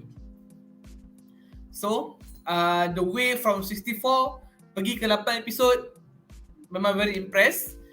And bagi aku the way Garp being introduced in the early season, bagi aku is kind of like a gift from showrunner to the long time fan ataupun fan yang follow sampai latest, sebab dia bagi a foundation relationship between Kobe and Garp and Helmeppo and Kobe. And macam Munif cakap juga, dalam anime, dalam manga, diorang do glow up, tapi diorang tak orang cakap macam ni, tak sedetail kita nampak dalam live action ni. So, and aku impressed macam mana Helmeppo dah start warming up dengan Kobe. Sebab dalam anime tahu-tahu je tahu-tahu je Kobe dengan Helmeppo dah rapat become a good friend. So dekat sini dia lagi macam memperkasakan lagi the foundation itself. And ini just bagi aku punya opinion, Garp pandang Kobe bagaikan cucu yang nak jadi Marine. So aku rasa those fans faham lah kenapa bagi cucu nak jadi Marine, sebab Luffy dah pergi dengan cakap Syah nak jadi pirate. So okay, this is kind of spoiler, tapi those who read manga latest and tahu how Garp sorang-sorang pergi pulau penuh dengan kru Blackbeard nak selamatkan Kobe. This happened on the recent manga. So this is show how much Garp really letak harapan yang Kobe will be the next generation of Marine. And also Garp is one of the yang follow justice. And one fact the Marine, setiap daripada Marine ataupun Admiral, diorang ada their own code of justice tau.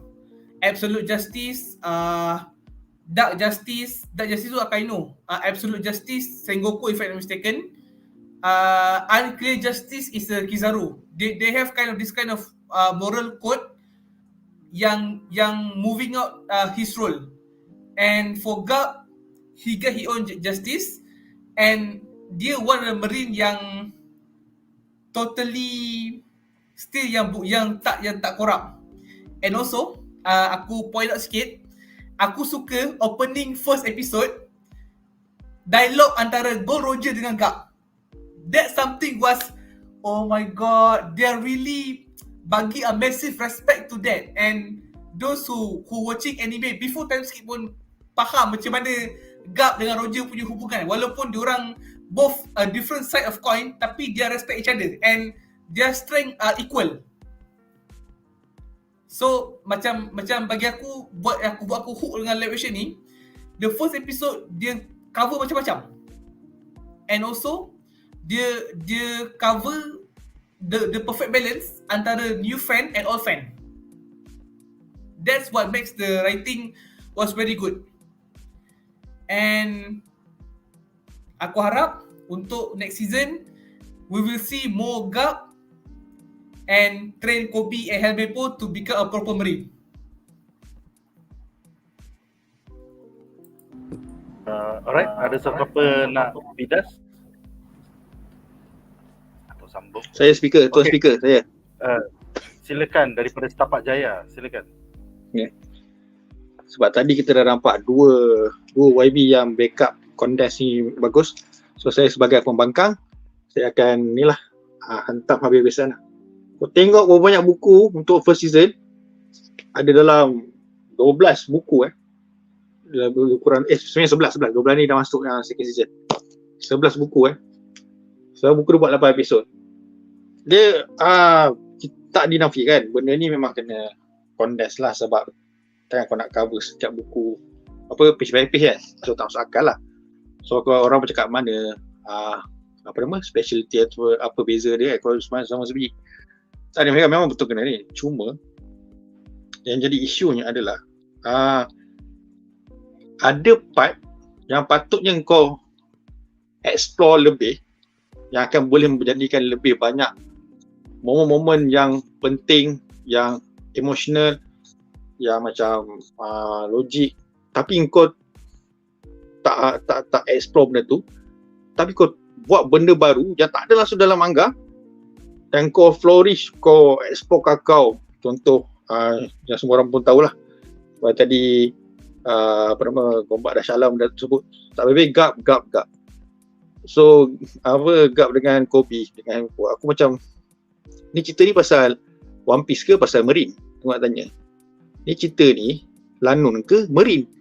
Kau nak tengok cerita Lanun ke? Kau nak tengok bajak laut ke? Kau nak tengok tentera Navy? Pascal benda kau tengok apa sebenarnya ni?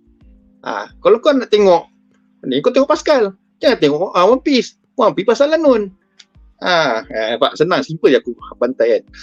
Which is logic. Sebab apa? Scene scene pada Marine ni telah bagi aku dah macam balance tau. Dia dah makan time frame.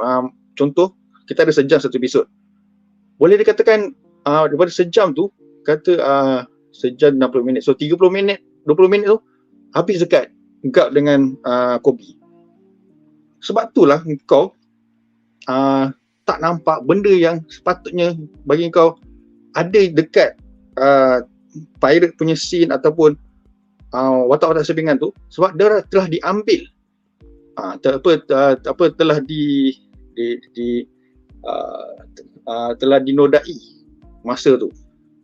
Dia kata telah dicuri oleh Marine untuk upkan Marine ni, which is bagi aku macam bukan tak boleh, tapi terlalu banyak.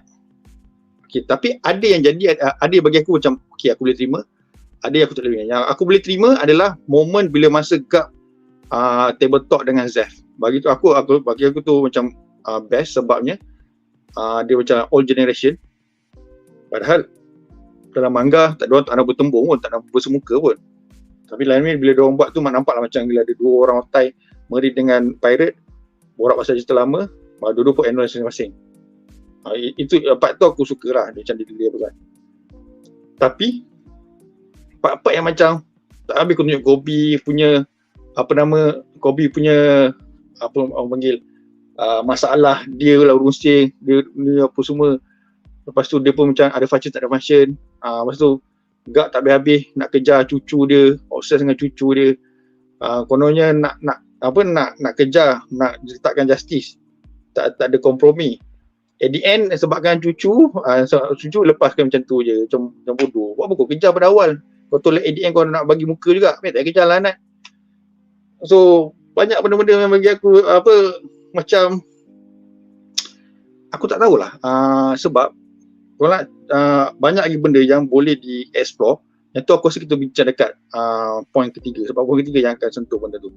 So, untuk yang condensed ni, bagi aku good for you guys yang suka tengok gap dengan Kobe dan Helmepo.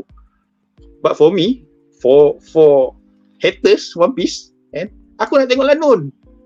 Aku nak tengok diorang bergaduh, bergasak. Aku tengok pasal diorang. Aku tak nak tengok pasal gap dengan Kobe. Kalau aku nak tengok tu, aku tengok Pascal lah. Tak payah banyak bunyi. Itu saja. Terima kasih, speaker. Okay. Alright. Aku sangat... Sekejap. You want to say anything? Oh, beforehand, apa-apa law base ke benda semua tu aku tolak kat dia. Sebab aku memang poser, benda ni pun benda ciplak aku beli. So I leave it to him lah. I just listen, okay? Alright. Silakan. Okay, macam aku cakap tadi, aku tengok manga je. Okay, first off, I want to say aku mostly setuju dengan Munif. Aku sangat tak setuju dengan Duan. Okay, the reason is because, okay, satu, is impressive that they condense the whole thing. Second, because I don't want to dwell what you guys already talk about Gap and Kobe. So I don't want to say more, much more, just a little. Aku rasa actually they find the right tune sebab kalau tengok dekat anime, mostly like I said, start Arabasta baru best. Aku start masa aku tengok Arabasta baru aku confident yang kalau orang tengok ni orang boleh hook. Sebab me personally aku dah start ketagi aku tengok 100-200 episod satu hari tu lepas Arabasta. Before that aku bosan tau. I just breeze through to get to the good stuff and I don't skip filler semua, so aku tengok semua. So the thing is is mostly about world building tau.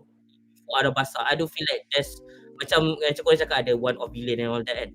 So the thing is kira macam Kobe dengan Gap semua tu there's sporadically spread throughout the story tau. Dia tunjuk dah sikit-sikit.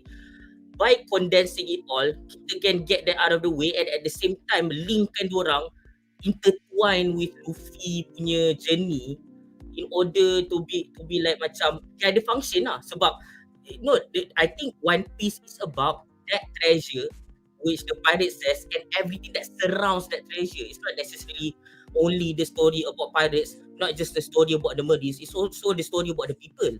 I have to understand the son of Gap, which is Monkey D. Dragon, is like the Monkey D. Dragon. He is the like ni kan ketua Revolutionary Army, which is mostly on land, and that's gonna be a whole landscape altogether. So the thing is, I think they found like enough space to put these characters in and make them all function. Aku terkejut kot masa siapa nama tu orang dari one of the members daripada Along punya gang datang dekat kemah siapa bagi kan, and then pantai dia colek dia everything dekat Barati pala dia robah a lot of things. Yeah, that seat where dia borak dengan Zef, that was cool. That never happened, that was cool. And the fact that they try to connect macam mana Along boleh pergi dekat situ, macam dia dah tahu sebab ada bagi, and then sebab bagi juga dia boleh pergi ke Nami punya tempat tu. And I think it all is connected well. I think the way they condense everything is just enough to not only completely tell all the needed lore when it comes to East Blue, also dia dah cover dengan secara syumulnya 5 member yang awal tu. Aku rasa dia dah macam, so when it was season 2 and 3 comes, and you have to understand they don't only condense, they change some stuff, they move stuff away. Like a lot of people questioning kenapa Jengo dengan Hachi tak ada kan. That's the thing. Maybe they're planning to put them in later. And from the way I look at it, there's no way they're not going to put it later. Especially when we already know, partly they have like a SJW agenda. Of course they're going to talk about slavery. Like and that's Hachi, that's Owa Kingdom. There's like so much more to tell. And the way they tell the story and the pacing, how they tell it here, I can see already they cover all the bases. So there's no way to go back up. And also aku perasan dekat outline kita tak ada cakap pasal like set pieces. I just want to say aku suka dia punya falsafah dia gunanya, falsafah old school dari segi visuals, dari segi dia punya set piece and everything like that. What I mean by that is aku hari tu tengok dekat Wayang Budiman tau. Aku punya program, aku pergi tengok cerita lama, cerita A Town Like Alice. And cerita A Town Like Alice lah. Betul lah, okay. A Town Like Alice. So cerita tu cerita lama. Dia masa dia tunjuk dekat Malaysia, dia rakam banyak dekat Malaysia kan. Lepas tu kat Malaya, background tu, Malaya, dekat background tu dia macam waktu drive apa benda dia tunjuk guna yang treadmill yang green screen tu. But for the most part dia tunjuk macam practical effect, dia tunjuk like on site, on location punya tu semua kan. And in One Piece dia follow that thing tau. Kau tengok bila dah ada CGI, CGI dia hodoh. Macam scene masa Gap campak yang meriam tu dekat Luffy patul kan. Hodoh-hodoh pun it works. We know what happened. Everyone that can see that knows what happened. But most of the budget diorang tolak pergi dekat the actual costumes and practical effect. Yes, in it, like dari segi mata kita pandang direct, memang hodoh gila yang Along punya pirates tu. But in the depiction dekat manga dengan anime pun, memang the fishmen are supposed to be ugly. That's why they're discriminated against. They were once also slaves kan. So for them to ugly here, it makes a lot of sense. And the thing is too, despite that, diorang tak they look expensive and the thing is very conceptual. Macam ada satu movie Dick Tracy semua karakter dia nampak kartun, but that's intentional. They make it so they can tell the story with a stylized way. So bila dah fishman tu dah rupa dia macam tu, I think it works well. And you have to also think that this is an adaptation and they have a chance here to not only cater to orang yang baca manga, yang tengok anime, juga untuk orang baru yang tak pernah kenal One Piece, yang pernah dengar pasal One Piece, tak pernah nak fikir sebenarnya nak tengok One Piece, oh ada 1,000 lebih episod, never mind.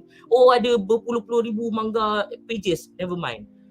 But then they have a Netflix show that is like, you know, like the Netflix adaptation like joke kan, the meme man. Like Netflix adaptation and it's like the worst version, macam cerita apa nama ni, Death Note and all that bullshit and but this is like Netflix have proven themselves that they can actually make a decent adaptation that sticks the landing and not orang brush off macam Ghost in the Shell. Ghost in the Shell orang yang tengok orang kata actually okay, but people kind of like not talk about that, not in our conversation. But I think for years to come, at least this season 1, I think people are going to talk about this where they try and I think they succeed. And outsiders yang yang tak pernah kena One Piece, they can actually watch this and enjoy it. And the person that come in wanting to hate this show, wanting to hate Netflix because of the meme, I'm surprised. Like I already made that pledge to long ago to stop being a completionist. I was watching Arrowverse for a while and then I stopped in the middle when I'm done watching like Black Lightning season 2. I'm like, I'm not going back. Black Lightning sucks so much. It's not even Supergirl that breaks me. It's Black Lightning. So then I stopped because recently I said at Black Clover. And now One Piece, I don't have a reason to watch this other than this. I want to do this because you guys ni ajak hari tu nak tengok cerita ni nak putuk ramai-ramai. And I'm surprised that I'm not here shitting on it. And to me, that's already impressive, especially this is only season 1. Only just season 1. And aku sebagai poser One Piece, I have no idea it was adapted macam, I don't know, is it like a bunch of arcs? Yup. Jangan Duan tunjuk banyak gila tu kan. Condensed 8 episod, aku macam, I have no idea what was cut and that is good enough for me. That's the thing too. That, like I said, after Alabasta, it gets good. This part, masa aku tu anime, aku gigil nak tengok. Aku macam nak basuh muka aku, mata aku sebab I like Bleach. They actually have an interesting world building. I want to get to know more. There are so many characters that are kind of like, whatever. But in this one, they were able to like, and one thing too, I hate nostalgia. I think nostalgia is bullshit. When people say, oh, this movie is good, this blah, blah, blah, I know. I watched Star Wars episodes 1 to 6 betul-betul sebelum watching 7. So if it's shit, I would tell it's shit because I watch it just now. You know what I mean? Sama juga macam Top Gun. Top Gun Maverick is way better than the first Top Gun because I watched Top Gun Maverick like the day after I watched Top Gun. I even like I watched Taxi Driver, compare it to Private Sapu. I watched it 2 times. I still think Private Sapu is better than Taxi Driver. And that's another controversial.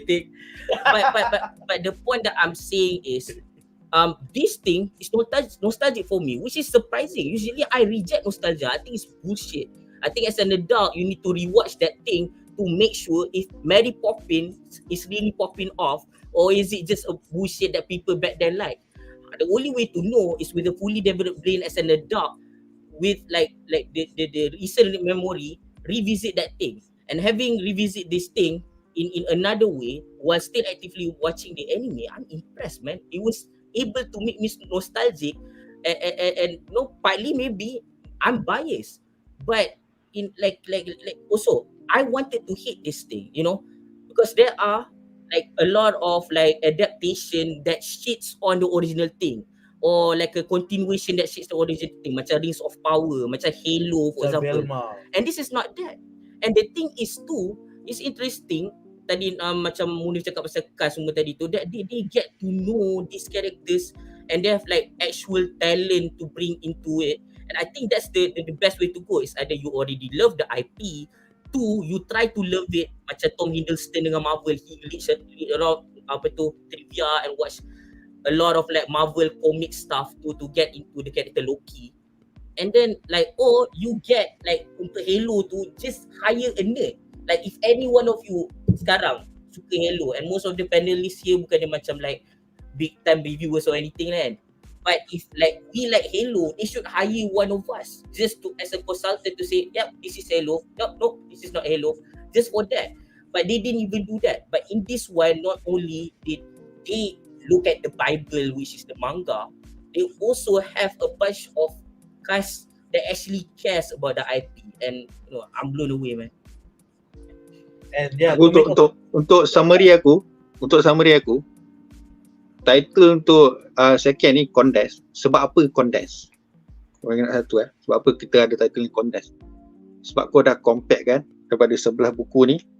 Jadi ni, benda ni takkan berlaku kalau dia tak explore banyak dekat Marine ke Kobe dengan ni. Kalau tu tak ada, benda ni tak ada isu pun, tak ada Condensed pun. Sebab apa? Ada banyak masa untuk dia explore balik. Tapi sebabkan dia jadi title Condensed sebab kau nak bagi peluang, bagi ruang dekat Gap, Kobe dengan Hermione untuk flourish. That's the only thing. Kalau tu tak ada, title ni begitu tak bincang tak ada Condensed cukup. So that's my conclusion. Itu je. Okay, itu adalah defense daripada tapak. Tapi personally pada pendapat aku, the payoff will come dalam season 3, season 4 nanti. Sebab tu dia percepatkan, sebab tu dia condensekan supaya by season 3, season 4 dia condense tak? Dia condense part Luffy and the gang. Tapi dia panjangkan Gap dengan Kobe. Gap dengan Kobe langsung tak ada, tapi dia panjangkan. Tapi yang mana yang condense? Aku tanya korang, mana yang condense? Adakah Gap? Gap tak ada condense. Gap memang tak ada pun. Gap dipanjangkan. Yang condense adalah Luffy and the gang. Nyepat. Itu saja. Itu sebab tu nama dia condense. Kena faham Kena faham tu ya. Ya menteri semua. Okay, terima kasih YB Setapak. Fuck you. Itu jawapan aku. Ada sesuatu lagi nak tambah sebelum kita ke segmen kita yang seterusnya?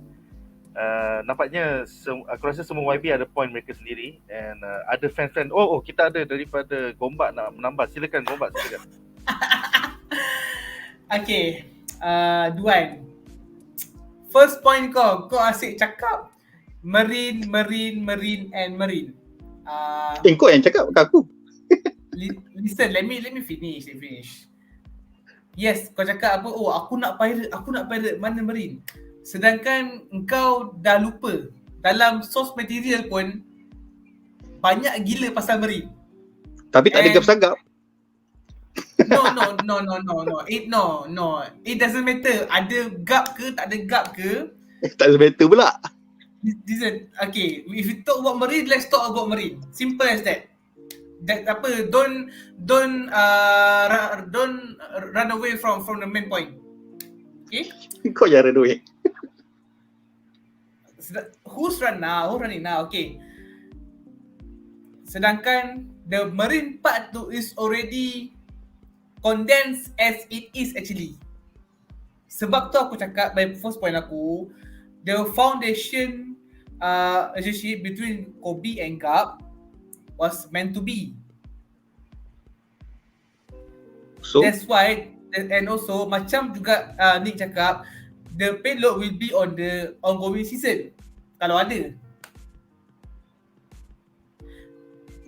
Dia taklah condense gila babai, sebab kalau dia tak condense, kita akan dapat 25 episod yang akan super draggy. So kau nak ke 10 episod pirate, 10 episod Marine and full of draggy? Tak, masalah saya betul lah, kau yang tak faham, kau pun lari. Kau cakap pasal Marine kan? Ya. Memang Marine ada. Ya. Aku cakap pasal screen time Gap dengan Kobe terlampau banyak. Sebab itulah dia dipanjangkan. Sekarang kau cakap pasal screen time pula. Tadi kau tak sebut screen time. Sekarang kau sebut betul. Point lain. Tadi aku sebut screen time. Macam ni. Okay. Macam ni. Dia tak betul ni. Okay, Papa Bangkang, please made up your mind. Just say one thing to settle all. Sebab aku tahu lagi kita lagi kan kesian ni sekarang. Betul. Aku tanya kau jujur Okay, kenapa Condensed? Kenapa boleh jadi title Condensed? Dia Condensed sebab dia nak trim down the 64 episode to 8 episode. Ini by Yelah, general. tahu juga. Kenapa boleh terasa Condensed? Kalau betul cerita ni okey, dia tak ada part Condensed ni. Tapi kenapa terasa Condensed? Kenapa? Okay, apa maksud Condensed ni? Okay. How to say in the good term first for all, kau faham tak bila Nick hantar skrip tu, do you understand what it mean by condensed itself? Do you understand? Itulah aku tanya kau balik kenapa? Tak, aku tanya kau balik. Kau tanya aku balik. Biar aku tanya kau. Okay. Aduh. Okay, dia aku explain lah. Nak dengar tak nak? Dia aku explain lah. Sebab apa dia Condensed? Sebab apa dia Condensed? Sebab daripada 11 buku ni, kau dapat 8 episod. Okay, betul. Which is make sense sebab kau takkan dapat buat semua ni. Tapi kau perasan tak part mana yang Condensed sebenarnya? Part mana yang Condensed? Part Luffy and the gang. Sebab part Gap dengan Kobe tak ada langsung. Dalam 11 buku ni tak ada langsung. Kobe mula je. Gap dengan Kobe tak ada.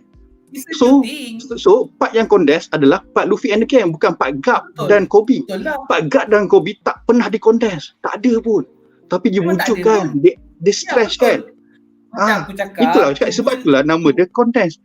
Part Luffy and the gang di Condensed kan. Ya. Part Gap dengan Kobe tidak di Condensed kan. So apabila dua part berlaga yang panjang sepatutnya tidak kau Condensed, yang tak pernah wujud kau stretch, sepatutnya dia dah ambil time frame tu dia ambil screen time tu dia dah ambil tau. Sebab dia nak panjang ke satu part dan dia kecil ke satu part. Kat situlah tu terjadinya. Faham tak kau Ustaz Nazir? Faham tak? Itu Macam aku nak explain lagi ni. Itu disebabkan macam aku nak explain to write a proper script writing. Itulah aku cakap. Itu apa cakap. Sebab itulah dia yang nama script ni dia Condensed. Sebab tu jadi title Condensed. Sebab ada part dia kecil kan, ada part yang dia sengaja panjangkan. Kalau part yang dia sengaja panjangkan tu tidak diwujudkan ataupun diperkecilkan, masalah ini title Condensed ni tidak ada. Itu sahaja. Terima kasih speaker. I rest my case. Kau tak faham juga, aku dah tak lalu speaker ni dah. Okay lah, okay. Let's see kita dalam dunia kau Duan kita dalam dunia kau Duan, kau cakap Condensed on the Luffy and the gang journey. Aku setuju, betul. Memang diorang trim. Boleh pun. Aku tak boleh cakap lagi, kau nak potong aku apa-apa. Sabarlah, lama. Order nasi lemak satu. Okey, silakan. Order nasi lemak satu, okey. On the Luffy part, and dia ambil the important part tanpa merosakkan the original plot on the source material. Okay. On the marine part yang kau cakap stretchy tu, disengajakan sebab nak build a proper foundation antara Kobe dengan Gap supaya dia punya payload tu will be much more meaningful in the upcoming season. Sebab kalau tak ada foundation tu, tiba-tiba je engkau nampak Kobe dengan helmet glow up, engkau macam lost. Datang dari mana? Macam mana?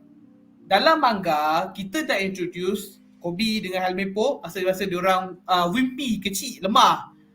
Lepas tu skip berapa ratus chapter, tiba-tiba dekat 1.7 diorang dah glow up. Betul? Itu Oda punya decision. Itu kita biarkan.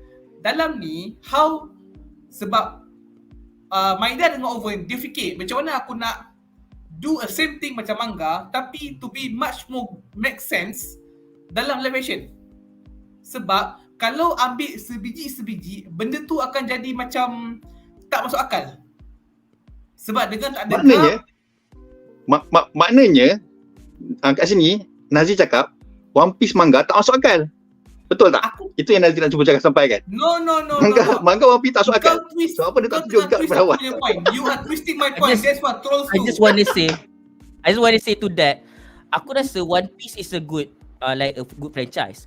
But I think the storytelling in the manga is very slow early on. It's very hard Thank you. recommend. Bill And I slow. think they did a great job here to allow newer people to come in and be like, okay, this is something, patutlah benda ni famous. There's something there, you know. Maybe it's a, maybe lah kan, to some people it's a weaker version kan. But it works as an instigator untuk buat kita nak baca manga, untuk buat kita anime. It's like a good show that I like, Apakah Teori-Teori Mystery. Maybe because they try to hype it up, because they all rap, dia macam mempelekehkan history tu. Some people maybe they think that. But because of these things, because of the things that they say, they're like, wow, Oppenheimer dia buat semua benda tu lah. Dia, orang aku tak scientist, aku tak tahu lah dia ada main perempuan semua kan, aku tak tahu ada kawan Einstein.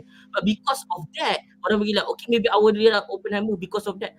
And the thing is, what's funny is, if you watch Oppenheimer the movie, and then you watch from years ago, Apakah Teori-Teori Mystery buat pasal Thanos versus Oppenheimer, a lot of the facts stay intact. Because at the end of the day, what matters is, this series, it follows the Bible. It's not lawan the Bible. It's like the pacing, what they choose to tell first is different. It's still like the same thing. Like I think like they do a good job. I say here, Duan, I get it if you don't like this series, the way they tell it, fine. But at the same time, you cannot deny that the anime or manga is not perfect. And neither is this. This is trying That's to do what I talk about. Sama kan? Kau pun sama. Kau kena fikir juga. Benda ni kalau dia nak buat benda sebab sama macam mana dekat manga, that is the same thing lah. So bukan orang nak baca, orang nak tengok anime, series ni orang boleh baca je lah manga. sebab tu aku cakap kau pun tak faham dia konsep. So konsep dia sekarang ni condensed. Sebab apa? Aku tak cakap benda ni tak bagus. Memang kena condensed sebab apa? Benda ni panjang. Tapi benda ni terjadi condensed sebab ada benda dipendekkan. Kau faham tak konsep dipendekkan? Maknanya ada part yang betul-betul, yang actual part dipendekkan. Tapi kenapa kau pendekkan part yang sepatutnya tapi kau panjangkan benda yang tak ada? Itu je point dia. Tapi ada yang benda yang dipanjangkan tu, ada yang make sense, ada tak make sense. Itu saja. Tapi kalau benda kau nak cerita jalan cerita aku simpan tu nombor 3.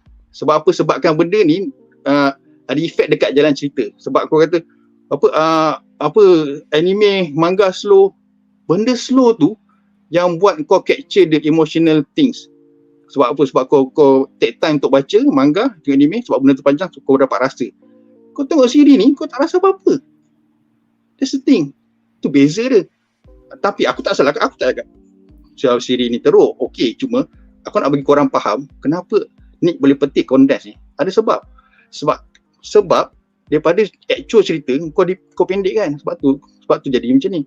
Tapi at the same time kau panjangkan benda yang tak ada. Which is, that's a creative decision lah. Tak kisahlah kan. Cuma aku nak beritahu itulah sebab dia di-condense kan. Sebab diorang nak panjangkan benda yang tak ada. Itu saja. Bagus tak bagus tu pula kat masing-masing. Aku tak cakap tak bagus. Ada buat bagus, yang di-present tu bagus. Ada benda yang macam tak perlu pun sebenarnya. That's the thing. Itu saja. Okay, terima kasih YB daripada Setapak.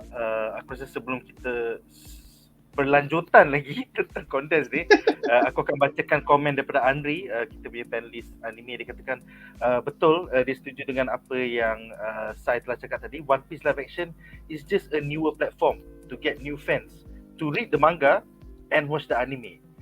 So kalau korang rasa ni Condensed, maybe korang boleh baca the original manga ataupun boleh tonton anime. So dengan itu kita akan memendekkan segmen ni yang dah tak condensed dan terlalu panjang. So kita akan ke benda ni tak condensed lah. Aduh. Yes. Kita akan ke poin menarik kita yang ketiga malam ni.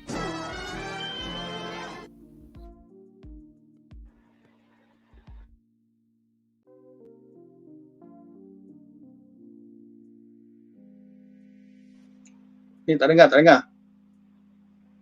Jadi sorry, poin menarik kita, alamak, aku terhilang satu overlay. Nanti sekejap aku pergi cari overlay yang ketiga. Sorry ya guys, aku tak perasan overlay. Ni pun nak condensekan juga kitanya ni. Aduh, celaka betul. Alright. Tak ada. Kita bukan ke harapan, kita ke poin kita yang seterusnya. Ni condense. Ni pun nak jadi Netflix. Condense. Alright, jadi hopefully Alright. Jadi segmen kita yang terakhir untuk malam ini adalah daripada Condensed, daripada casting kita ke compact. Jadi apa kelainan compact dengan Condensed?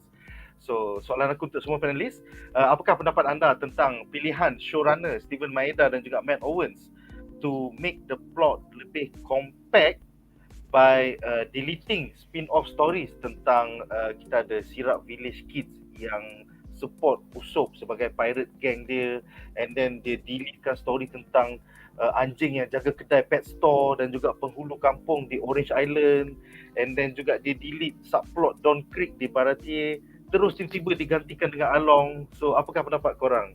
So Okay, ni, jadi aku jawab dulu. Ini aku jawab dulu sebab benda ni berkait yang Condensed ni, aku jawab dulu Okay. Aku jawab dulu, batu pandai lah korang nak jawab. Ni aku jawab dulu. Sebab apa benda ni berkait? Yes. Itu cerita dia. Okay, kenapa dia Condensed dan dia effect semua storyline supaya dia compact daripada kau tengok ni nombor 4. So ni nombor 5. Nombor 5 ni kau tengok ada budak-budak kecil tu. Lepas tu ni yang Don ni semua satu buku tau. So disebabkan Condensed tadi dah effect dekat storyline yang sepatutnya berlaku dekat dalam komik, which is aku faham sebab kau takkan boleh nak buat semua benda dalam 8 episod 1 jam satu episod.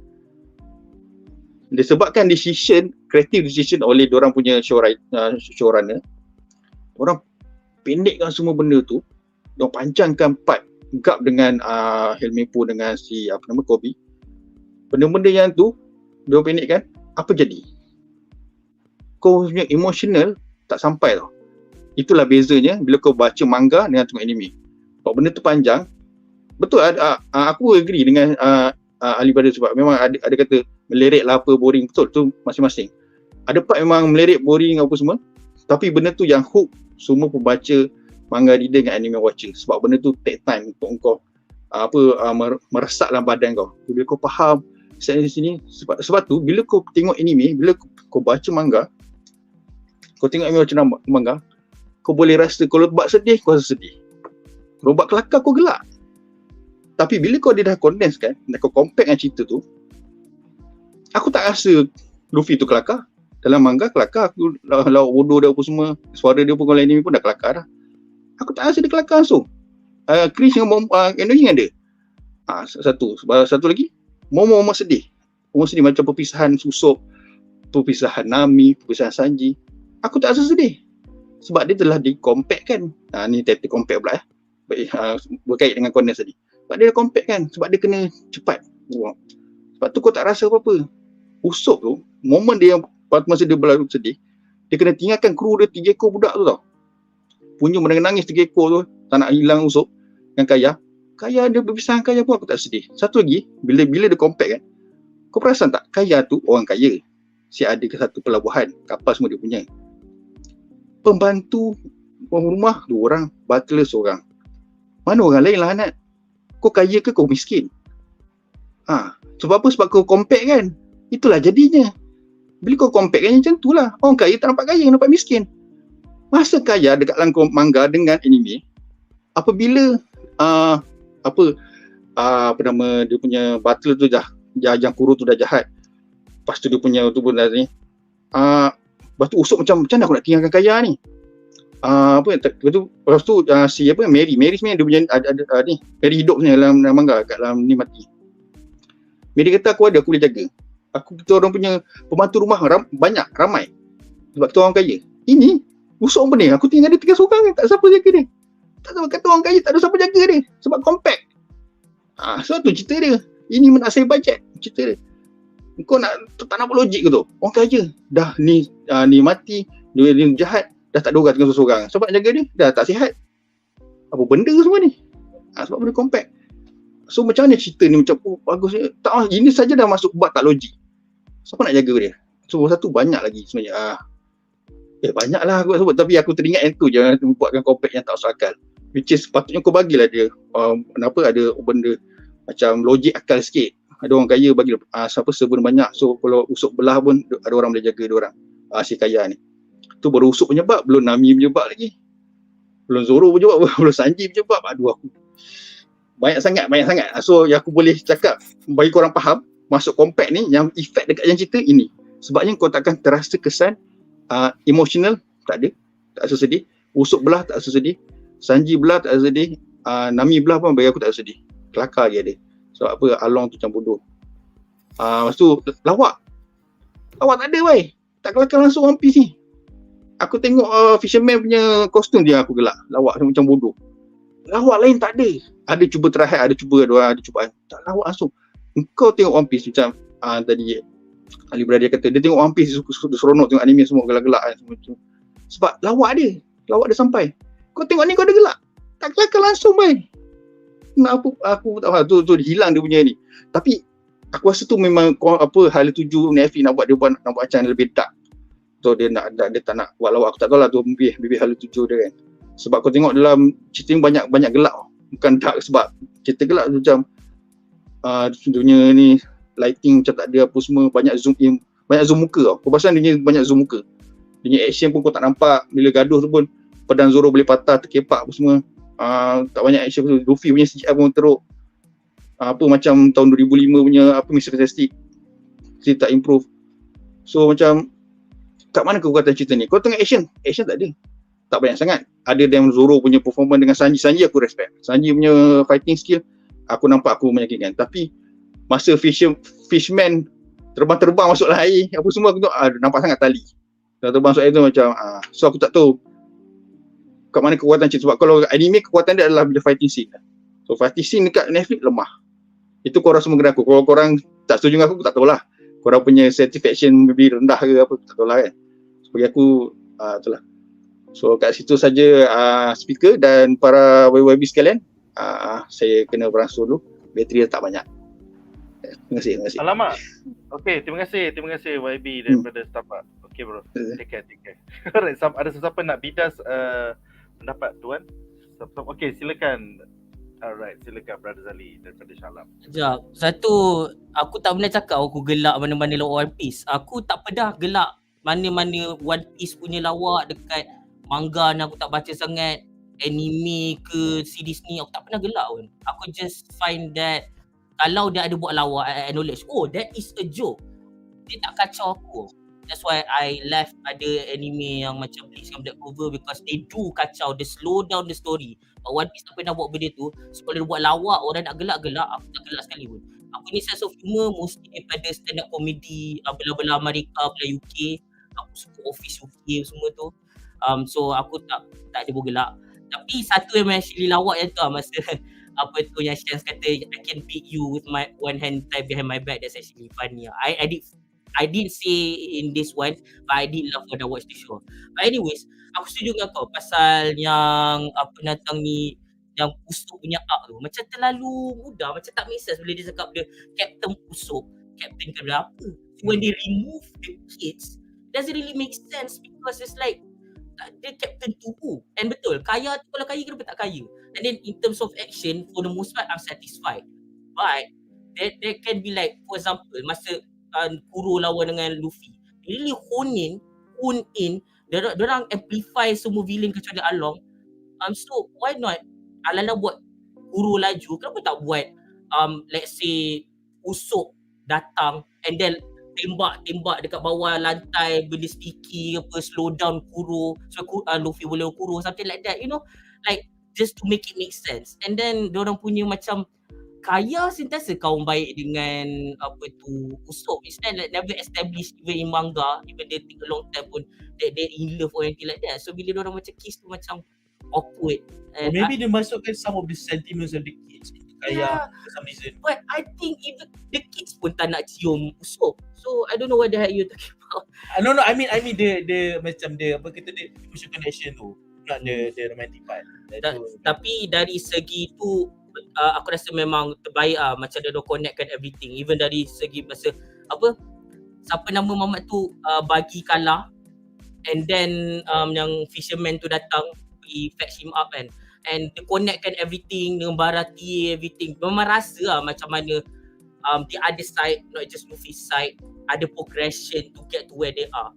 And aku rasa memang dia punya cara dia compactkan everything tu is like, it's very nice Even the removal of Don Creek again, like they just show Gin datang nak makan tu kan, nak makan daripada makan that's why dia desperate. Dia ni buat tiba-tiba diorang semua makan, lepas tu diorang semua ada tenaga, lepas tu diorang semua serang badati, which is like out of nowhere, and then Don Creek, oh my god, all he does is like, oh aku ada senjata ni hancur, aku ada senjata lagi satu.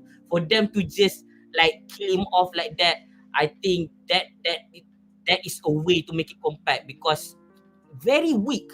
The storytelling of Don Creek is very weak. I'm glad there's non all that much here, and aku rasa memang smart macam the contact and everything is very compact and very clean. And yeah, I know this has nothing to do with all the other stuff before sebab tak ada topik ni.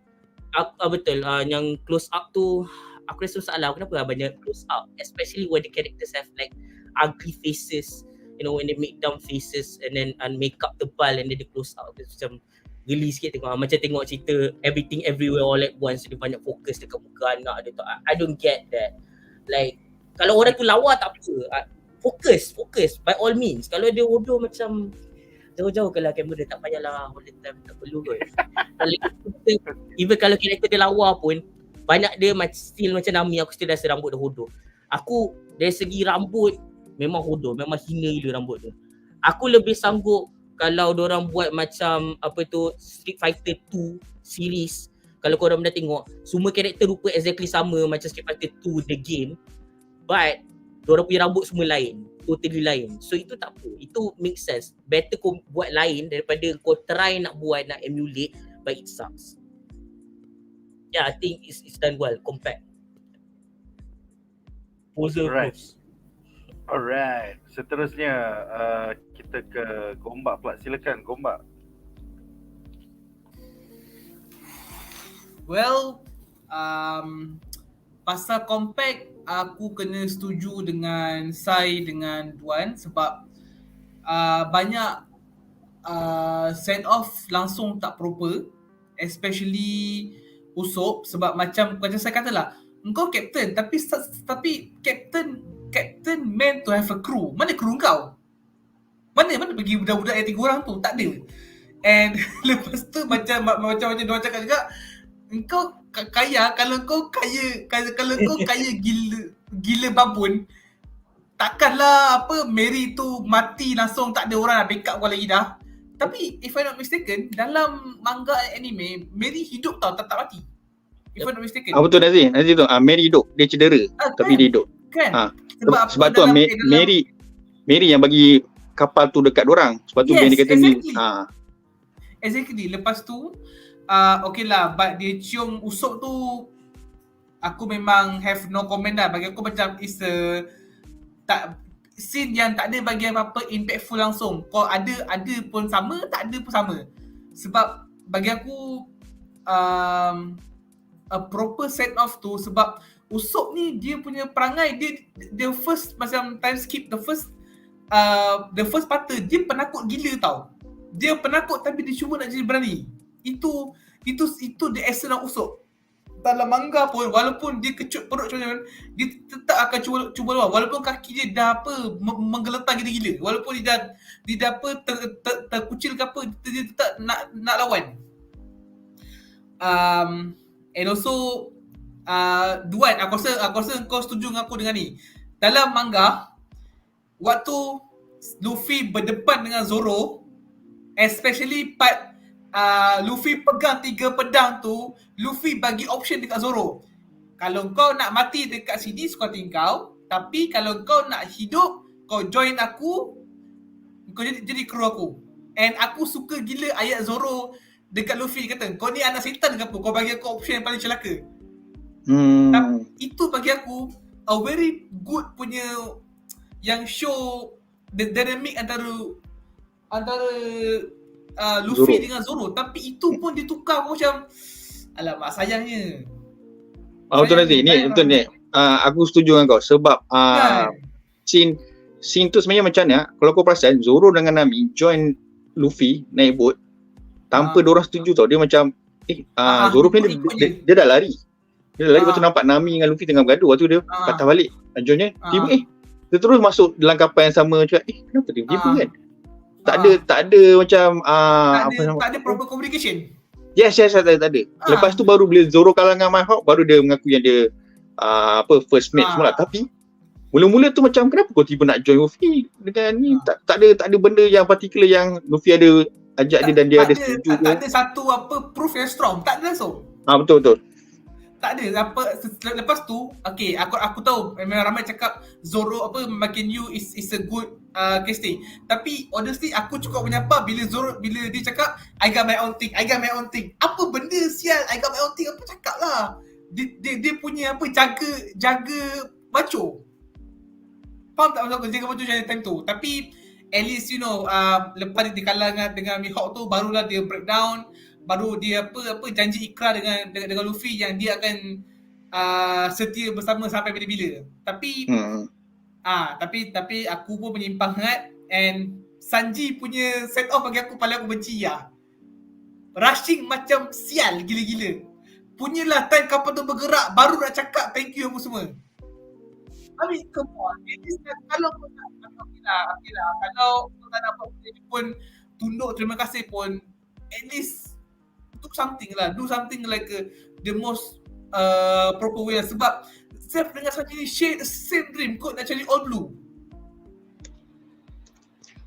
And lagi satu Duan, kau perasan tak dalam manga dengan anime, waktu Sanji sebut pasal all blue, dia senyum kot, dia excited langsung. Dalam animation tak ada.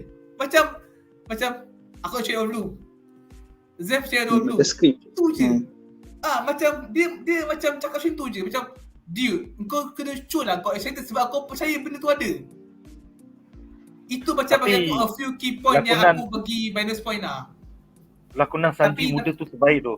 Lakonan Sanji betul. Terbaik gila. Tu yang budak tu. Memang best gila. And also so far that's my point lah. And Nami aku highlight yang dia accurate tu bila part dia potong dia nak caca tato along tu lah. Itu aku cakap memang accurate dengan anime manga lah. Tapi and the rest of it memang aku cakap is too rushing. And also Duan, kalau kau ingat part Bell May kena tembak dengan Along, kau ingat tak apa ayat last dia cakap dengan Nami dan Nojiko? Siapa yang tembak? Mak angkat Nami. Mati bodoh ya. Dalam anime ayat last dia keep alive, teruskan hidup. Dalam dia tukar apa I love you, macam okay lah, tapi keep alive tu macam bagi aku way like give much more deep meaningful. Sebab kita nampak Nami sepanjang hidup dia kumpul duit 100 juta berry tu semata-mata nak beli kampung ni balik.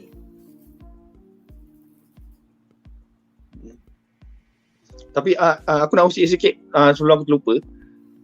Walaupun compact, tapi ada satu benda yang dia express yang tak ada dalam manga dan anime tau. Kalau kau perasan tak, aku rasa macam kau perasan tak Nami macam ambil berat sangat dekat Zoro masa Zoro tengah pensan kan. Especially dekat Barati. Macam sangat ambil berat. Masa Zoro kata dia nak lawan Mihawk pun dia dah risau tau. Dia kata betul. Jangan ni dia kata kau ada kawan, ada satu kawan. Dia kata tak ada kawan.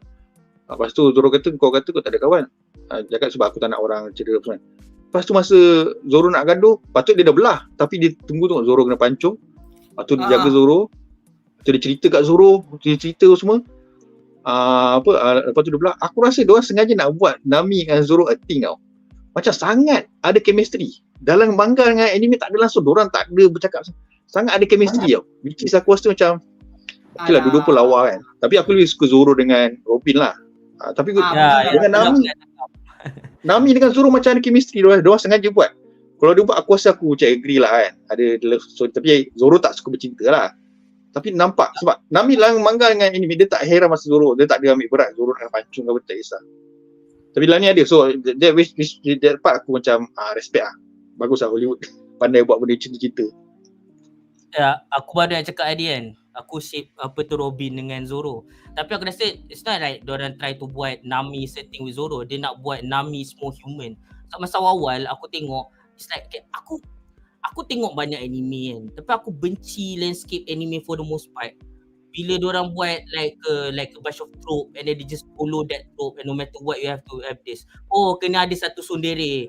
Oh, kena ada satu beach episode. Oh, kena buat lawa and all that and tu kan. I hate that about anime sometimes. That's why aku tak nak jadi macam just the guy who watch anime. Aku try to broaden my horizons with other things. Aku rasa masalah aku dengan Nami early on, dia terlalu macam karakter anime tau. Dia macam like, oh I have big boobs and then dorang buat benda yang slightly bodoh ataupun slightly sexual, throw it to me, dia ketuk. Sikit-sikit dia pukul kepala Luffy, pukul kepala Zoro. It's like the character becomes like unlikable tau in the manga dengan anime early on. Tapi as time goes on, bila dah lepas Skypia and all that, lepas dia start belajar lagi macam mana nak guna dia punya kuasa, dia start become more useful, dia become more like more human lah in a way. So diorang pergi buatkan Nami punya foundation to as a human early on, and I think the point is they try to make the character, the foundation of the human nature of Nami apparent from the get-go, rather than they try to make something like a connection of that kind between Nami dengan Zoro. But for the most part, I agree with you on that one. Okay. So untuk menutup segmen ni, aku rasa kita ke Shah Alam. Silakan YB Shah Alam kita, ataupun Puncak Alam, silakan. Shah Alam Okay, dengar, dia gelak dia dengar tadi. So macam mana, benda ni macam kata lah, debate ni memang takkan habis lah. Pasal bila kau buat anime punya adaptation kan, pasal number one is pasal the compression tadi tu will always be debate. And bila compact tu pula, compact aka perubahan plot or the omitting of some plot points pun memang akan jadi perdebatan lah, for better or worse lah. Pendapat aku pula on these changes lah, so to speak, for the live action One Piece, it is straight down the middle. There are things yang aku didn't like, there are things that I like. There are things yang aku rasa mereka patut prioritize, there are things yang aku rasa mereka tak patut prioritize, but they did. So memang straight down the middle lah, which is bagiku is part of the cost lah for, again, kau buat anime adaptation, this thing will always akan jadi polarizing. So just untuk highlight lah some of the things yang bagi aku, okay lah kalau kita macam cakap pasal the whole extended role of the Marines kan, macam Garp dengan Kobe apa semua tu, dia macam mana, aku just nak start off with this lah. One Piece ni dia bagi aku, maybe aku bias as a One Piece fan kan, tapi bagi aku benda yang aku suka pasal One Piece yang differentiate dia pasal the other say shonen competitors is that dia punya supporting characters matter tau. Sebab kalau kau tengok Bleach, it's Ichigo and his bitches. Kau tengok Naruto, it's Naruto and his bitches. So macam kan, macam aku kadang macam aku punya problem lah. I have this syndrome where I always like the supporting characters. And bila baca shonen, I'm always let down by how, you know, kadang mula-mula Bleach lah, kau mula kenal Ishida kan, wah, dia ni Quincy, dia ni badass lah. Tapi dia macam video game lah, bila kau lawan dengan karakter tu dia kuat tau. Tapi bila dia join party kau, dia jadi macam jadi sampah kan. Lepas macam dalam even dalam Naruto pun, unfortunately aku suka, you know, I like the Garas and so on. Tapi lepas Gara dah habis jadi threat, lepas tu even dia jadi Kage pun sampah. Lagi-lagi macam lah Boruto apa semua kan. So it just becomes Naruto and his bitches, and Bleach just become Ichigo and his bitches kan. I've never felt that with One Piece tau. Sebab dengan One Piece especially lepas Wano Arc ni kan, and sebenarnya benda ni maybe throughout the years there's a debate lah between the monster trio of Sanji, Zoro dengan Luffy, siapa lagi kuat tau. Tapi bila dah lepas Wano ni, you seriously need to reconsider that macam rankings kan. Ada one point orang kata Zoro is undeniably stronger than Sanji. After Wano, are we sure? Susah juga. And even kadang kau tengok the last time Frankie lawan dengan Luffy was a draw. And the last time Zoro lawan Luffy, it was a draw. And get this, here's the craziest part. The strongest characters in One Piece are not even from the protagonist punya crew. So, benda yang best in One Piece, dia macam laut tu luas tau. So, the world of One Piece ni pun luas. And kadang, the big emotional beats datang from characters that are not even from the Straw Hat crew. So.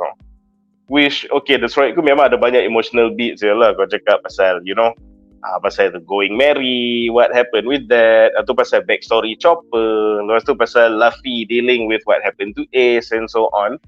Tapi dia ada banyak emotional beats macam Garp dengan Dadan and Makino, that whole situation kan. Lepas tu, Garp dengan Ace kat Marineford when that happened, benda semua kan.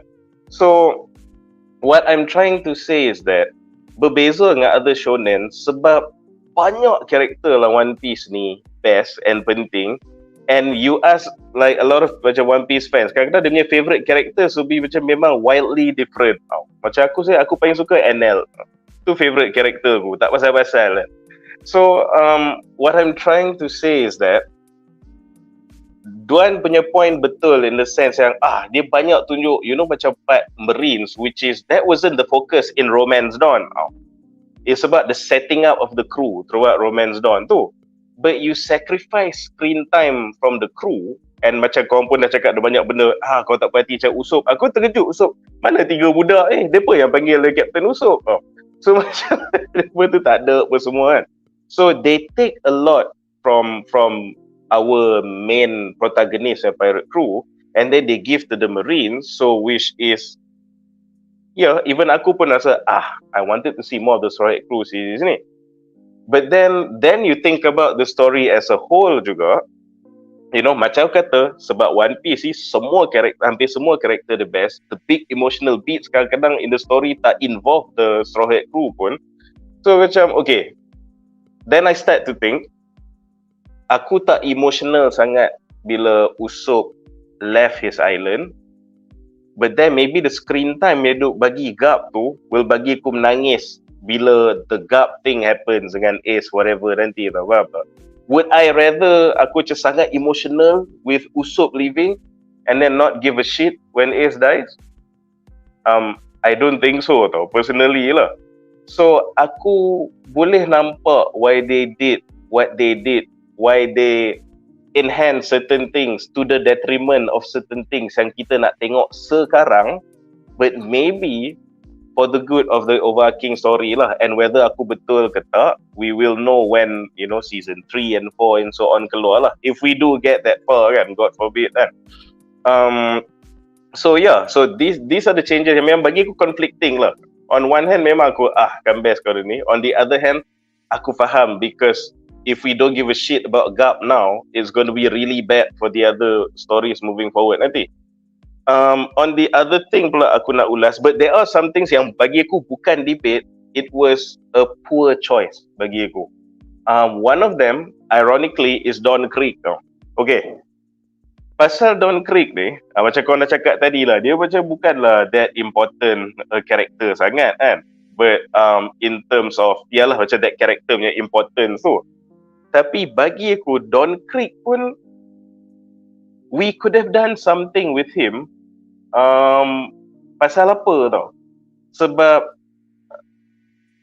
kita sekarang ni duk make a big deal of finding a map to go to the Grand Line. Okay? And bila Grand Line, dia pun cakap mulut, Grand Line ni berbahaya, Grand Line ni scary, Grand Line ni ini apa semua kan. But it's just, it's like show, don't tell tau. Sekarang ni mulut semua cakap Grand Line berbahaya, but tapi kita tak sampai lagi Grand Line. Macam nak tahu Grand Line berbahaya? That was the role of Don Krieg. Sebab masa kita first jumpa Don Krieg, he's this high bounty pirate. Dia sendiri pun terror dengan armored suit dan benda semua. Macam at that point terror lah kan, dia boleh injure Luffy apa semua. And then crew dia pun ramai. Kenapa dia datang ke Baratia? Sebab crew dia kena wipe out. Crew dia masuk Grand Line, crew dia kena wipe out, dia datang balik dengan saki-baki crew dia semua injured lah. Dah tu dia nak rampas Barati, nak make a second try for the Grand Line. So without going into the Grand Line yet, and Don Krieg datang battered this experience and big pirate crew, start tu kau macam, wait, what the F is that Grand Line? Kenapa je dia ni pun boleh balik datang macam ni kan? So aku rasa this is one of the things yang compress, yang aku rasa it turns out to be not so good. So this is the one yang bagiku kurang lah. I wish dia ni they could have just followed the comic, followed the manga. So dari sudut tu sayang lah. But on the other, yang korang dah debate tadi, aku bagi benefit of the doubt lah. Because yes, kita sacrifice on the Straw Hat crew. Aku pun I wish I felt more emotion bila sebab dia compress and so what to do. But I would rather yang early part ni aku macam okay, tak ada super emotional, okay. But I would hate it even more kalau Ace mati, Gap nangis, Gap kena pukul dandan and I don't give a shit. That would be worse personally for me. So under all this consideration, they really did a good job with what was given lah. And also aku pun nak cakap ke, on the part of comedy kan, macam Duan pun cakap dia tak gelak. Aku pun admittedly aku tengok the show ni jarang lah aku gelak. There were not many parts aku gelak. Kalau kau nak compare dengan manga tu, you could say the comedy was lacking. But I don't think that's because of compression. I don't think that's because of the time constraint. Sebab if the comedy is good, kau tengok Friends in 20 minutes aku gelak 30 kali.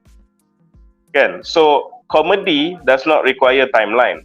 Having said that, aku rasa kenapa this show tak tickle our bones tu sangat, because that also wasn't really the intention. Sebab kalau kau tengok manga One Piece, genre dia is shonen, action, adventure, comedy. Live action ni aku rasa at the bottom of the pecking order, maybe lah comedy sikit kalau ada pun. It's not priority, because if you look at the tone, it's actually it's more of a grittified, darker version of the One Piece world.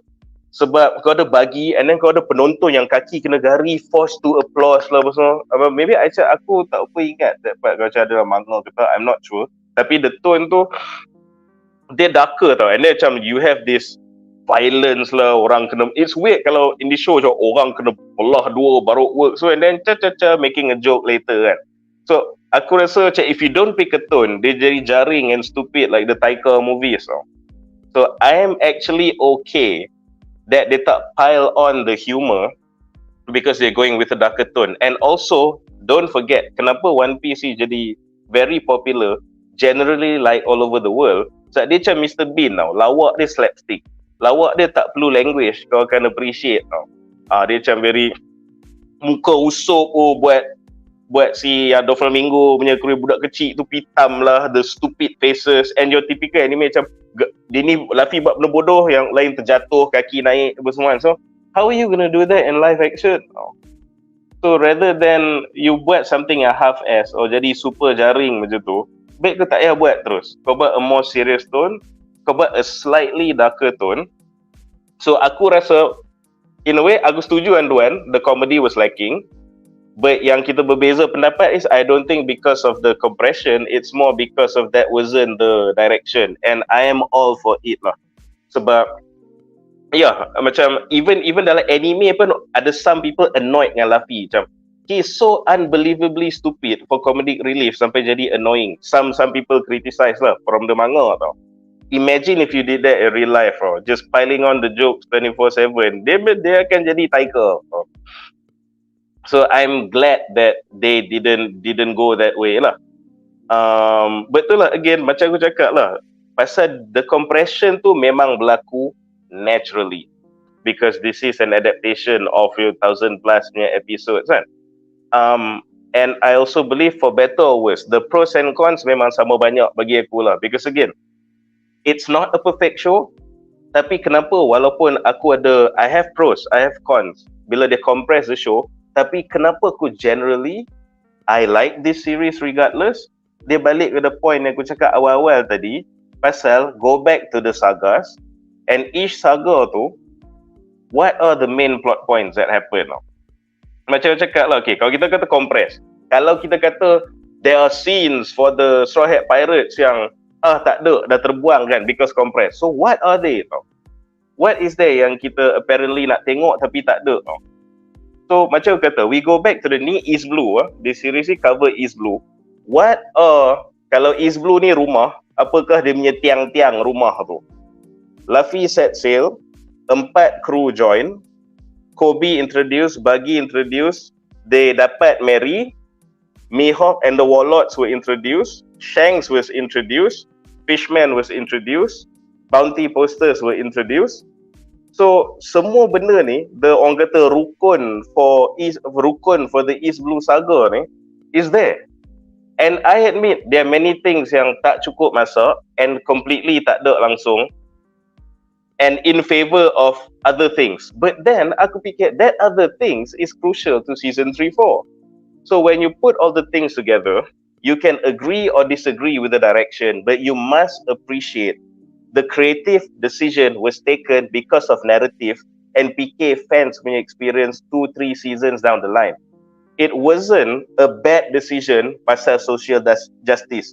It wasn't a bad decision pasal financial. It wasn't a bad decision pasal some executive tiba-tiba nak put dia punya stamp on the show ke apa ke. Pros and cons, and aku admit pun ada, but I feel in totality they really thought of the user experience as a whole. And you like it or not, it's undeniable the core tenets of East Blue, every single freaking one is there and then some more. So despite the compression, despite the compactness, omission, changes, removal of things, in totality, and also kalau nak compare with other live action shows, they nail it head on.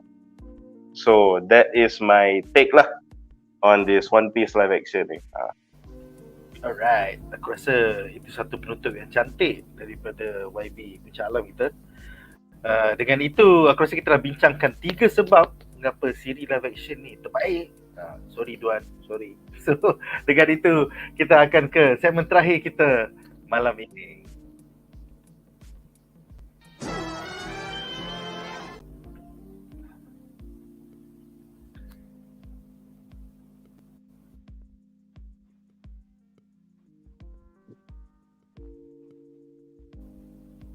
Nampaknya komputer aku teramatlah lagi. So sorry guys kalau nampak aku tadi.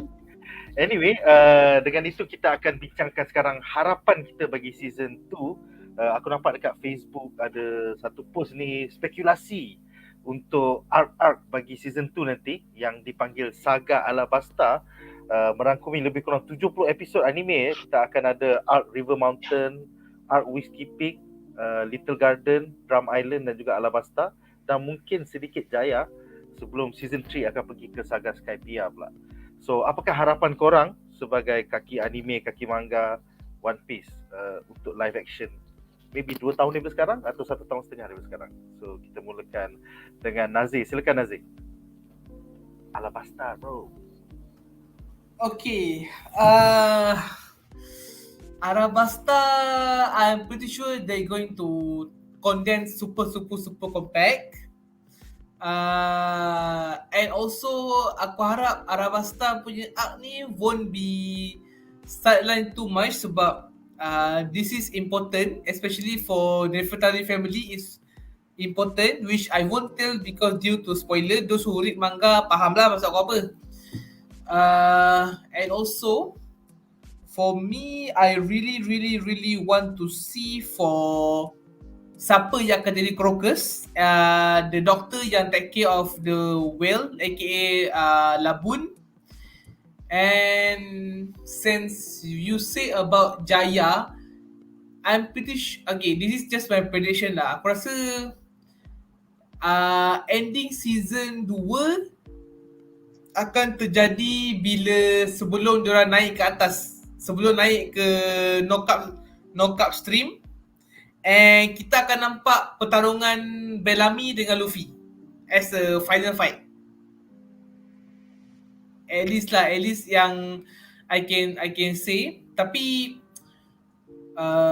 given that for nature of manga One Piece, makin lama makin banyak important plot, so it's going to be challenging for Maida and Owen to pick and trim which plot yang dia nak trim actually. Itu yang aku risau sebenarnya. Alright, seterusnya kepada Brothers Ali pula, apakah harapan korang untuk season 2 nanti Saga Alabasta? Silakan. Arnold, you want to say anything? I think because I don't go far into the anime, I just want to see the characters graveyard. For now, that's what I want because I don't know much about the story. I want to see that. Please make it scary as fuck. I want to see that. Silakan. Bagi aku just nak Vivi tu like a stronger character. Because aku rasa Vivi is like a character that's just there. Has always been there and selalu banyak macam tease that she's gonna join the crew. I think it's better if straight up she joins the crew because out of nowhere tiba-tiba Robin join Luffy. I still don't get it why Robin join Luffy. Maybe later on we find out because dia punya clan dia tu, the D clan, and dia kan nak dekat dengan sejarah and all that, and they're one of the most like besar punya clan kan, that goes like spread out to throughout the world of One Piece kan. Sebab tu Robin nak dekat dengan Luffy, but at the time bila dia join lepas tu doesn't make sense because at the time I thought like what, Vivi is gonna join or Pal is going to join. So, but end up Robin out of nowhere like partner to Crocodile. And speaking of Crocodile, aku rasa memang Crocodile memang sangat like wajib gempak sebab aku nak tengok macam mana diorang develop dengan teori Crocodile tu mak pada Luffy. No, that's Krokomam. Aku like tengok sikit benda tu, mula aku macam pertikaikan tapi later on kind of make sense, you know, because ada Kamabaka Kingdom and all that. But anyways, aku rasa memang diorang kena Baroque Works dia kena do good. Nico Robin have to work, Pel kalau tak ada pun tak apa, Vivi has to work, siapa nama tu, Das Bones, Mr. One, Bapak dia apa, Cobra also need to work well. mana bapak siapa? Bapak Vivi Cobra. Bapak Luffy? Bapak Vivi Cobra. Bapak Vivi. Oh, okay. Yeah. Like, oh yeah, bapak the best sebab aku remember, yes, what hooked me to One Piece is this. A country is its people. Oh god, I love that line. A country is its people. It doesn't like, I think that changes everything for me but when it comes to One Piece and a lot of like straight up storytelling in general. But anyways, Goldam, Mr. 3 have to work yang pakai lilin tu, and they have to do Mr. 5. Mr. 5, although not important, but he's the exploding man. Bila dia buang tai hidung pun meletup. And he's like, his power in the real world, if anyone can explode anything, that is dangerous AF. Like straight up in the real world, he's a terrorist.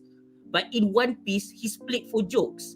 And that needs to happen again in this because people need to understand what makes One Piece lain dengan semua tu. Okay, Dragon Ball aku boleh maafkan. Tapi bila show lain, dia buat macam the only way to get good is like to ascend like Super Saiyan 3, Super Saiyan 4, rambut jadi biru, rambut jadi hitam. Hitam balik tu gabung dengan orang semua tu. Dragon Ball tak apa. Bila orang lain buat macam tu, aku rasa macam tune out gila. Yang buatkan One Piece best bila ada karakter macam Mr. 5 who is 5 in the ranking kan of Baroque Works, and then he sucks because all he has is that power and nothing else. But then here comes Goldam, kuasa dia lilin. He's supposed to be dumb, but this guy is like one of the first person that come close to even killing Zoro. Like Zoro of all people, like he's freaking badass and very scary. Like Goldam is dangerous, and it's like one of the most important characters also. Yeah, Bon Clay also.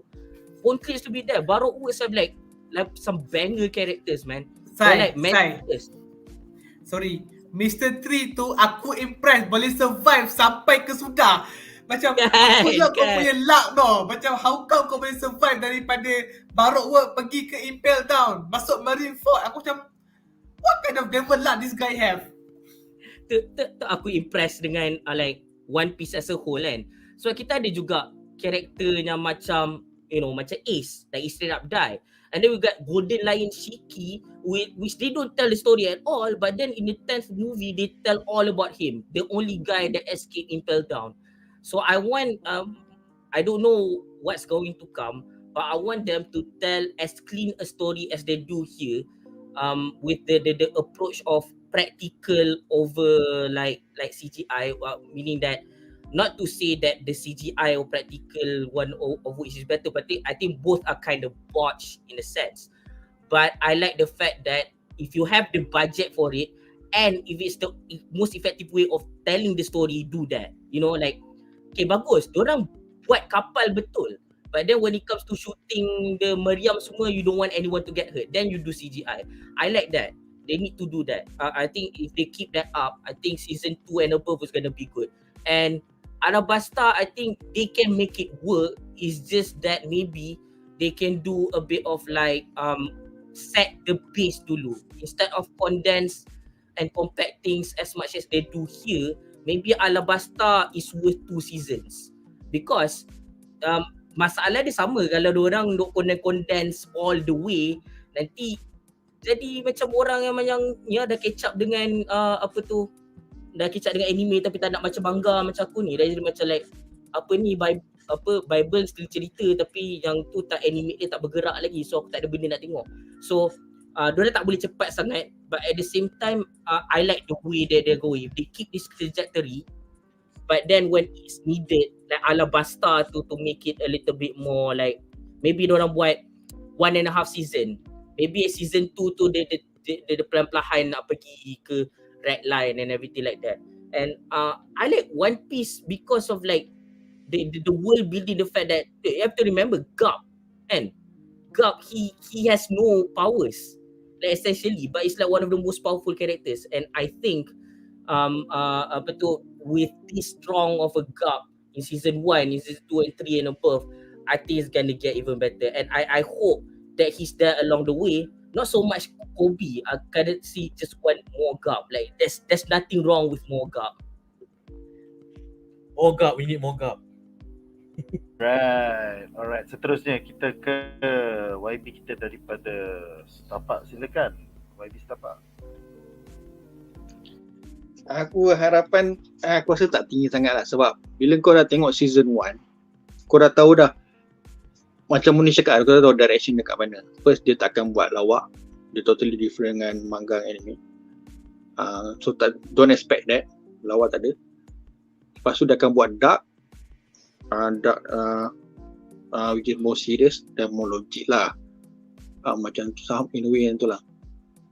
Lepas tu aku rasa dia tak akan ada emotional sangat in a term yang ni, sebab tapi story flow, story wise aku rasa just semua orang akan puas hati. Sebenarnya kalau macam apa lah, kalau unpopular opinion lah, sebenarnya One Piece season 1 sebenarnya mediocre sebenarnya. Dia tak ada yang lebih, dia just nice, mediocre biasa je. Cuma yang orang nakama fan dia sendiri yang overrated kan dia. Sebab aku tengok dia tak ada emotional lebih sangat, dia tak ada lawak sangat, action pun tak ada, action dia sangat biasa ya. Tak ada action yang mind blown apa semua yang aku tengok macam John Wick ke macam Equalizer ke, tak ada. Ada setempat je, maknanya fokus One Piece ni sebenarnya dekat mana? Action biasa, lawak tak ada, emotional pun tak ada. So lebih kepada jalan cerita. Yang cerita dia nak develop karakter, itu saja. So bagi aku lah, aku tak expect tinggi sangat. Untuk story wise dia okey, tapi ada tu semua sebenarnya ikutkan tak ada. CGI pun hampir, kostum semua ni so banyak kan. So tapi aku kena respect juga. Cuma lakonan characterization dengan jalan cerita sebenarnya okey. Sebab pelakon dia dah on point. Cuma tu lah, aku tak nak kata budget tak cukup apa, tak sure. So harapan aku tak banyak sangat lah kalau dah itu dia punya direction, which is dark semua. Just sambung je lah, tengok macam mana kau boleh buat. Cuma persoalan je, at least dia buat kelainan. Dia dah tunjukkan Zoro dekat live action dengan Zoro anime dan manga lain tau. Sebab Zoro kat anime dengan manga dia pakai pedang, tapi aku tak rasa dia ada bunuh orang. Dalam ni ada dia siap pancung game Mr. Seven, which is logik Sebab tu lah kau pakai pedang nak bunuh orang, nak pancung orang tu. Tu logik kan dapat darah semua. Bila tengok anime dengan manga, tak ada seorang pun mati dengan pedang dia tu. Semua luka je, luka. Tak payah pancung kepala ke apa, tak ada. Dan Netflix tunjuk dia pancung terus. Which is, that's the logic ini. So aku aku harap Zoro dikekalkan. Sebab ada scene Zoro akan bantai semua apa dalam scene nanti kan. Dia bantai semua borok tau. Dia seorang-seorang satu kampung dia bantai. So aku harap itu adalah scene yang sangat massacre, macam kau bunuh semua orang. Pancung biar terputus ke apa kan. Kau Netflix kot. Kau nak holding macam apa Kingsman kan. Kau ingat macam Kingsman first Kingsman, tu. Dalam church tu. Buat macam tu kan. Kau dalam ni kau tengok Zoro kat belakang ni kan. Dia seorang-seorang semua kejar dia. Itu buat aku untuk One Piece tau. Sebab this manga, I watch this, the whole fight. This got the whole fight ni. Dia kena, kau bayangkan dia kena kejar tu dah macam John Wick tu tak. Kena kejar kat kau satu kampung kejar dia. Lepas tu dia bantai-bantai tapi seorang pun tak mati. Semua cedera saja. So itu aku faham sebab dia untuk budak-budak kan. So the villain Netflix bagi aku, kau dah tunjuk Zoro boleh bunuh orang, kau all out, dia Zoro bunuh semua orang tu. Baru aku bezanya Opla ni dengan manga dengan ni kan. So itu satulah. Satu lagi kerisauan aku adalah kalau kau tengok manga punya ni, kalau Alabasta punya arc banyak weh. So banyak ni. So in between tu kau ada jumpa ni tau, ni giant ni. Adakah dia akan masukkan? Aku rasa ni akan di left out. Sebab dia macam side je, tapi akan datang akan jadi ni juga. Side. Kemungkinan ini akan di left out. Tapi kat dalam tanah Alabasta tu, kau akan jumpa Chopper. So Chopper ni adakah satu episod saja? Aku rasa satu episod je. Sebab dia akan join dengan lawan ni. Tapi kalau tak tahu lah Chopper ni nak tunggu kat mana. Satu lagi kerisauan aku, macam mana kau nak buat Chopper? CGI ke? Kau bagi orang pakai kostum macam Fishman ke? Silakan. Macam point kau tadi aku setuju. Aku harap Brady dan Brogy tu dia letak sebab yang tu untuk pay off bila sampai dekat Water 7 di mana ada lagi 2 giant usuk jumpa. Nazher. So, apa dia? Nazher, actually payoff dia untuk One Piece yang latest episode ni pun. Dia pun nak ke mana next? What's the next island? Lepas Egghead ni, dia pun nak pergi ke mana? Elbaf. Dia Elbaf. So penting benda ni sebenarnya. Sangat penting. So kalau Little Garden ni penting. Itulah cerita dia. So bila kita cakap pasal penting, memang betul penting. Tapi kalau kau ingat balik kita berdebat tadi pasal apa compress apa semua tadi kan. Aku rasa macam tak cukup masa tu. Aku rasa akan di left out kan. Akan di creative decision yang akan buat macam sekilas je, macam satu scene je. So tak perlu panjang-panjang satu episod. Macam tu lah aku rasa. Sebab benda tu akan drag sebenarnya. Nanti nak tunjuk gap lagi, nak tunjuk apa, Mepo lagi, nak tunjuk ni lagi, mana ada masa. So benda-benda tu aku rasa mungkin akan selit-selit lah. Cuma Chopper ni kena lah. Aku tak tahu. Dia kena buat satu episod, at least satu episod. Cuma kerisauan dia CGI ke, kostum macam Fishman yang buruk tu ke, itu kerisauan. Satu, itu paling susah sekali. Yang paling semua orang nak tengok dan aku nak tengok adalah aku rasa Chopper akan nampak macam Sonic bro. Sonic the Hedgehog yang lama yang buruk. Betul yang buruk tu. Yang ada gigi tu. Betul. Tapi yang betul yang fans semua nak tengok ni. Ini paling penting sekali. Ini kalau tak ada aku tak tahu nak cakap apa. Lepas tu kalau kau boleh buat gag setiap episod dia muncul, kau buat dia ni setiap episod muncul. Biar orang ada hook. Kalau gap tu yang macam semua ace. Ini kena ada. Sebab ni akan mati juga, kesian jugalah kan. So macam mana kau nak rasa sedih kalau kau tak kenal dia ni? Kalau gap boleh muncul setiap episod dan korang boleh tutup mata, kau boleh terima. Bagi aku, kau kena ada dengan ace setiap episod. Ada muncul-muncul. Baru kau akan rasa satu lagi tanggungjawab besar, siapa boleh bawa ace. Sebab aku tengok orang bawa Mihawk jadi, bawa Shen jadi, bawa Bagi pun jadi. Ace ni macam watak favourite lah. Walaupun dah mati pun orang cerita pasal dia. So macam pelakon yang boleh buat dia tu memang satu beban yang besar lah. So hopefully aku harap The Rock lah dapat watak ni supaya dia boleh buat yang baik. Babi betul kau bagi The Rock jadi Ace. Kau memang The Rock Blackbeard bye. The Rock Blackbeard. Alright, silakan seterusnya. Bring us home, silakan. Okay, so aku ada beberapa harapan lah. Aku start off with the fact yang kita banyak cakap pasal characters lah sepanjang kita bersembang pasal One Piece. Rightfully so, macam aku cakap. It's not like Ichigo and his bitches. So this is where, you know, yang beratus-ratus characters tu memang rata-rata memang best. You'll have your separate favorites. But having said that, don't forget, there is one inanimate character juga, which is the Going Merry. One of aku punya harapan is that don't forget that Mary is a character. So walaupun the chemistry between the cast and crew tu memang cantik, okay, kalau first season ni kau dah buat your compression kan, aku harap since kau dah introduce all characters, so you have your leeway untuk let certain scenes marinate, bagi lama sikit. Macam contoh, yes, lawan is lawan, but we need scenes of the crew, wholesome moments atas laut with Mary doing stupid shit. Sebab these are the times where Mary actually shines as part of the nakama. And let's not forget, Mary punya involvement is up until Wish Saga. The payoff, the attachment needs to come quick before that payoff happens.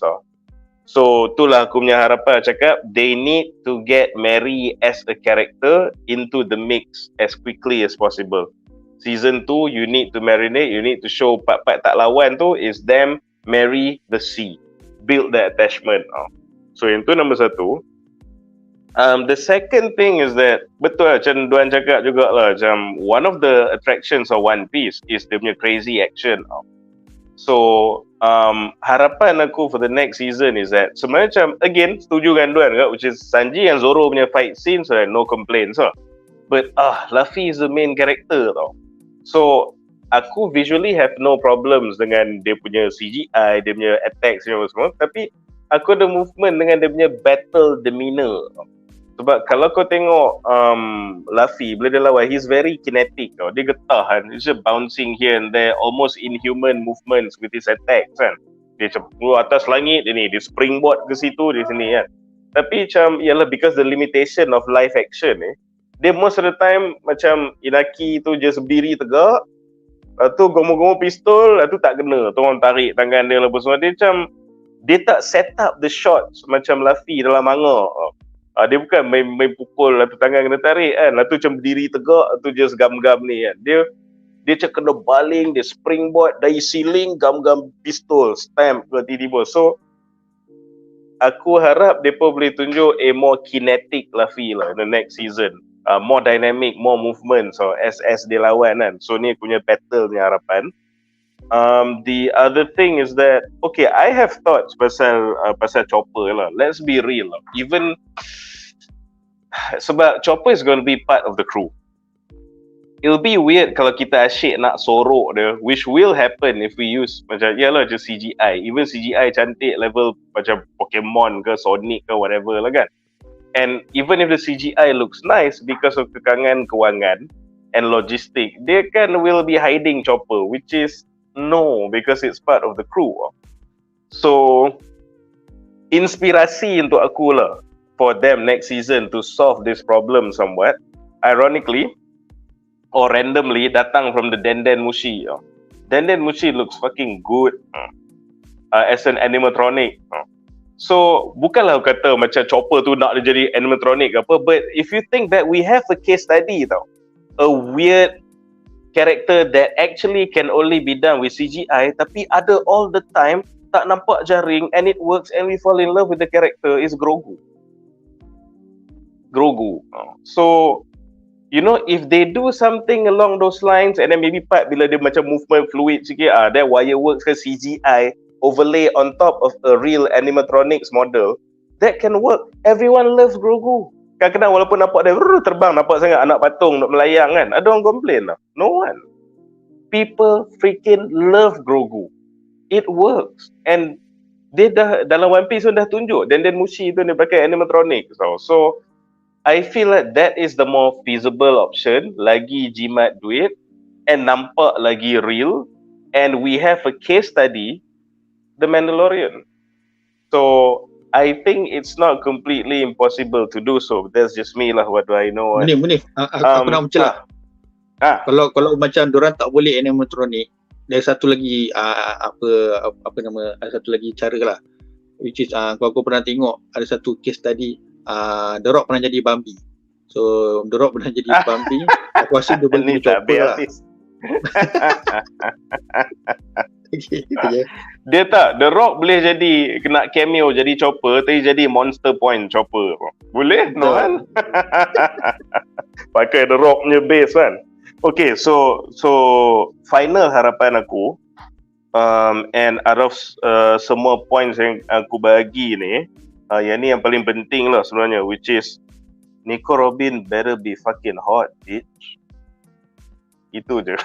Munif, Nico Robin will be black. Jangan. Mark my word. Aku benci. Tak apa. New word putih Malek. Apa susah? You need to get someone And then- that's what like apa tu Disney punya Moon Knight kan. Oh my god, like the yang wife dia tu.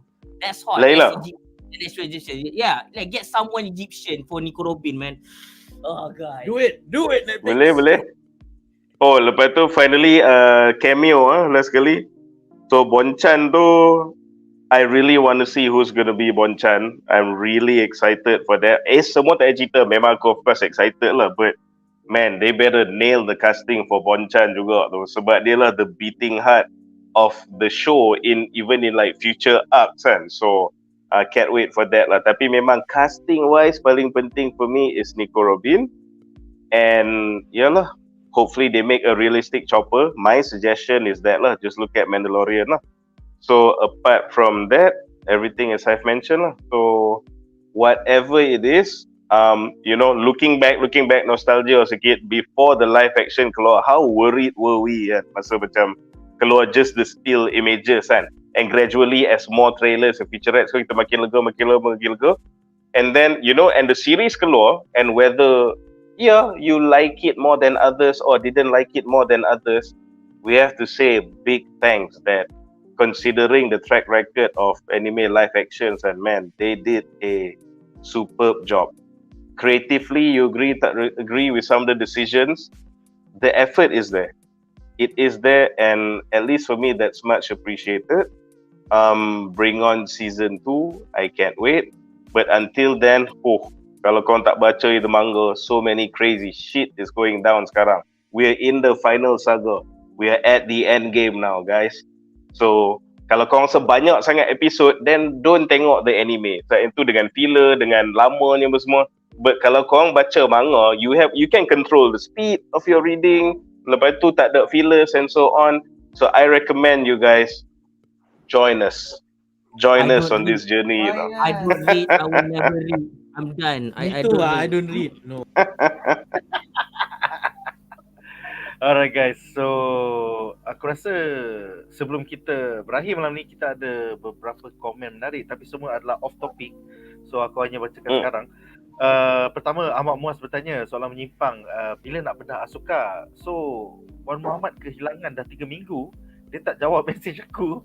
So aku rasa maybe at the end of season 1 Asuka, kita akan buat satu compilation bedah, macam kita bedah spoiler talk One Piece ni. So nantikan, I think that will be in 4 weeks time, pasal sekarang kita dah halfway point untuk Asuka. Seterusnya Mak Rul bertanya, soalan menyimpang, Netflix collabo dengan HBO ke? Sebab siri HBO dekat Netflix. Jawapan dia simple, Warner Bros, Disney semua perlukan duit. So diorang dah start jual balik siri kepada Netflix. Sekarang baru kau tahu, bukan senang nak jadi streaming sih. Kan? Alright, seterusnya soalan terakhir untuk malam ini juga daripada Mak Rul. Panelis tak bedah ke The Wheel of Time? Unfortunately, siri-siri bangang macam Wheel of Time season 2, Ring of Power season 2, kita akan buat spoiler talk je lah kot. Itu pun kalau ada mood. Macam tu je lah. So, sorry kalau korang setia menonton Foundation season 2 pun aku dengar daripada Hadi, dia kata best gila. So maybe kita akan buat spoiler talk, maybe tidak. Tapi korang boleh continue enjoying the series, because kalau korang suka, more power to you guys. So itu saja untuk malam ini. Terima kasih kepada mereka yang sudi menonton selama 3 jam ni. Terima kasih juga Thank kepada you, para panelis guys. kita, Brothers Ali, channel YouTube Brothers Ali, Munif Malek, channel IG Dronosaur, Kaki Komik kita Duan yang menjadi seorang heel yang bagus malam ni, dan juga Nazher Yeah. dan bot untuk movie edit. So itu saja untuk malam ini guys. Terima kasih kerana sudi menonton. Majulah fandom untuk negara. Bye guys. Zihahaha.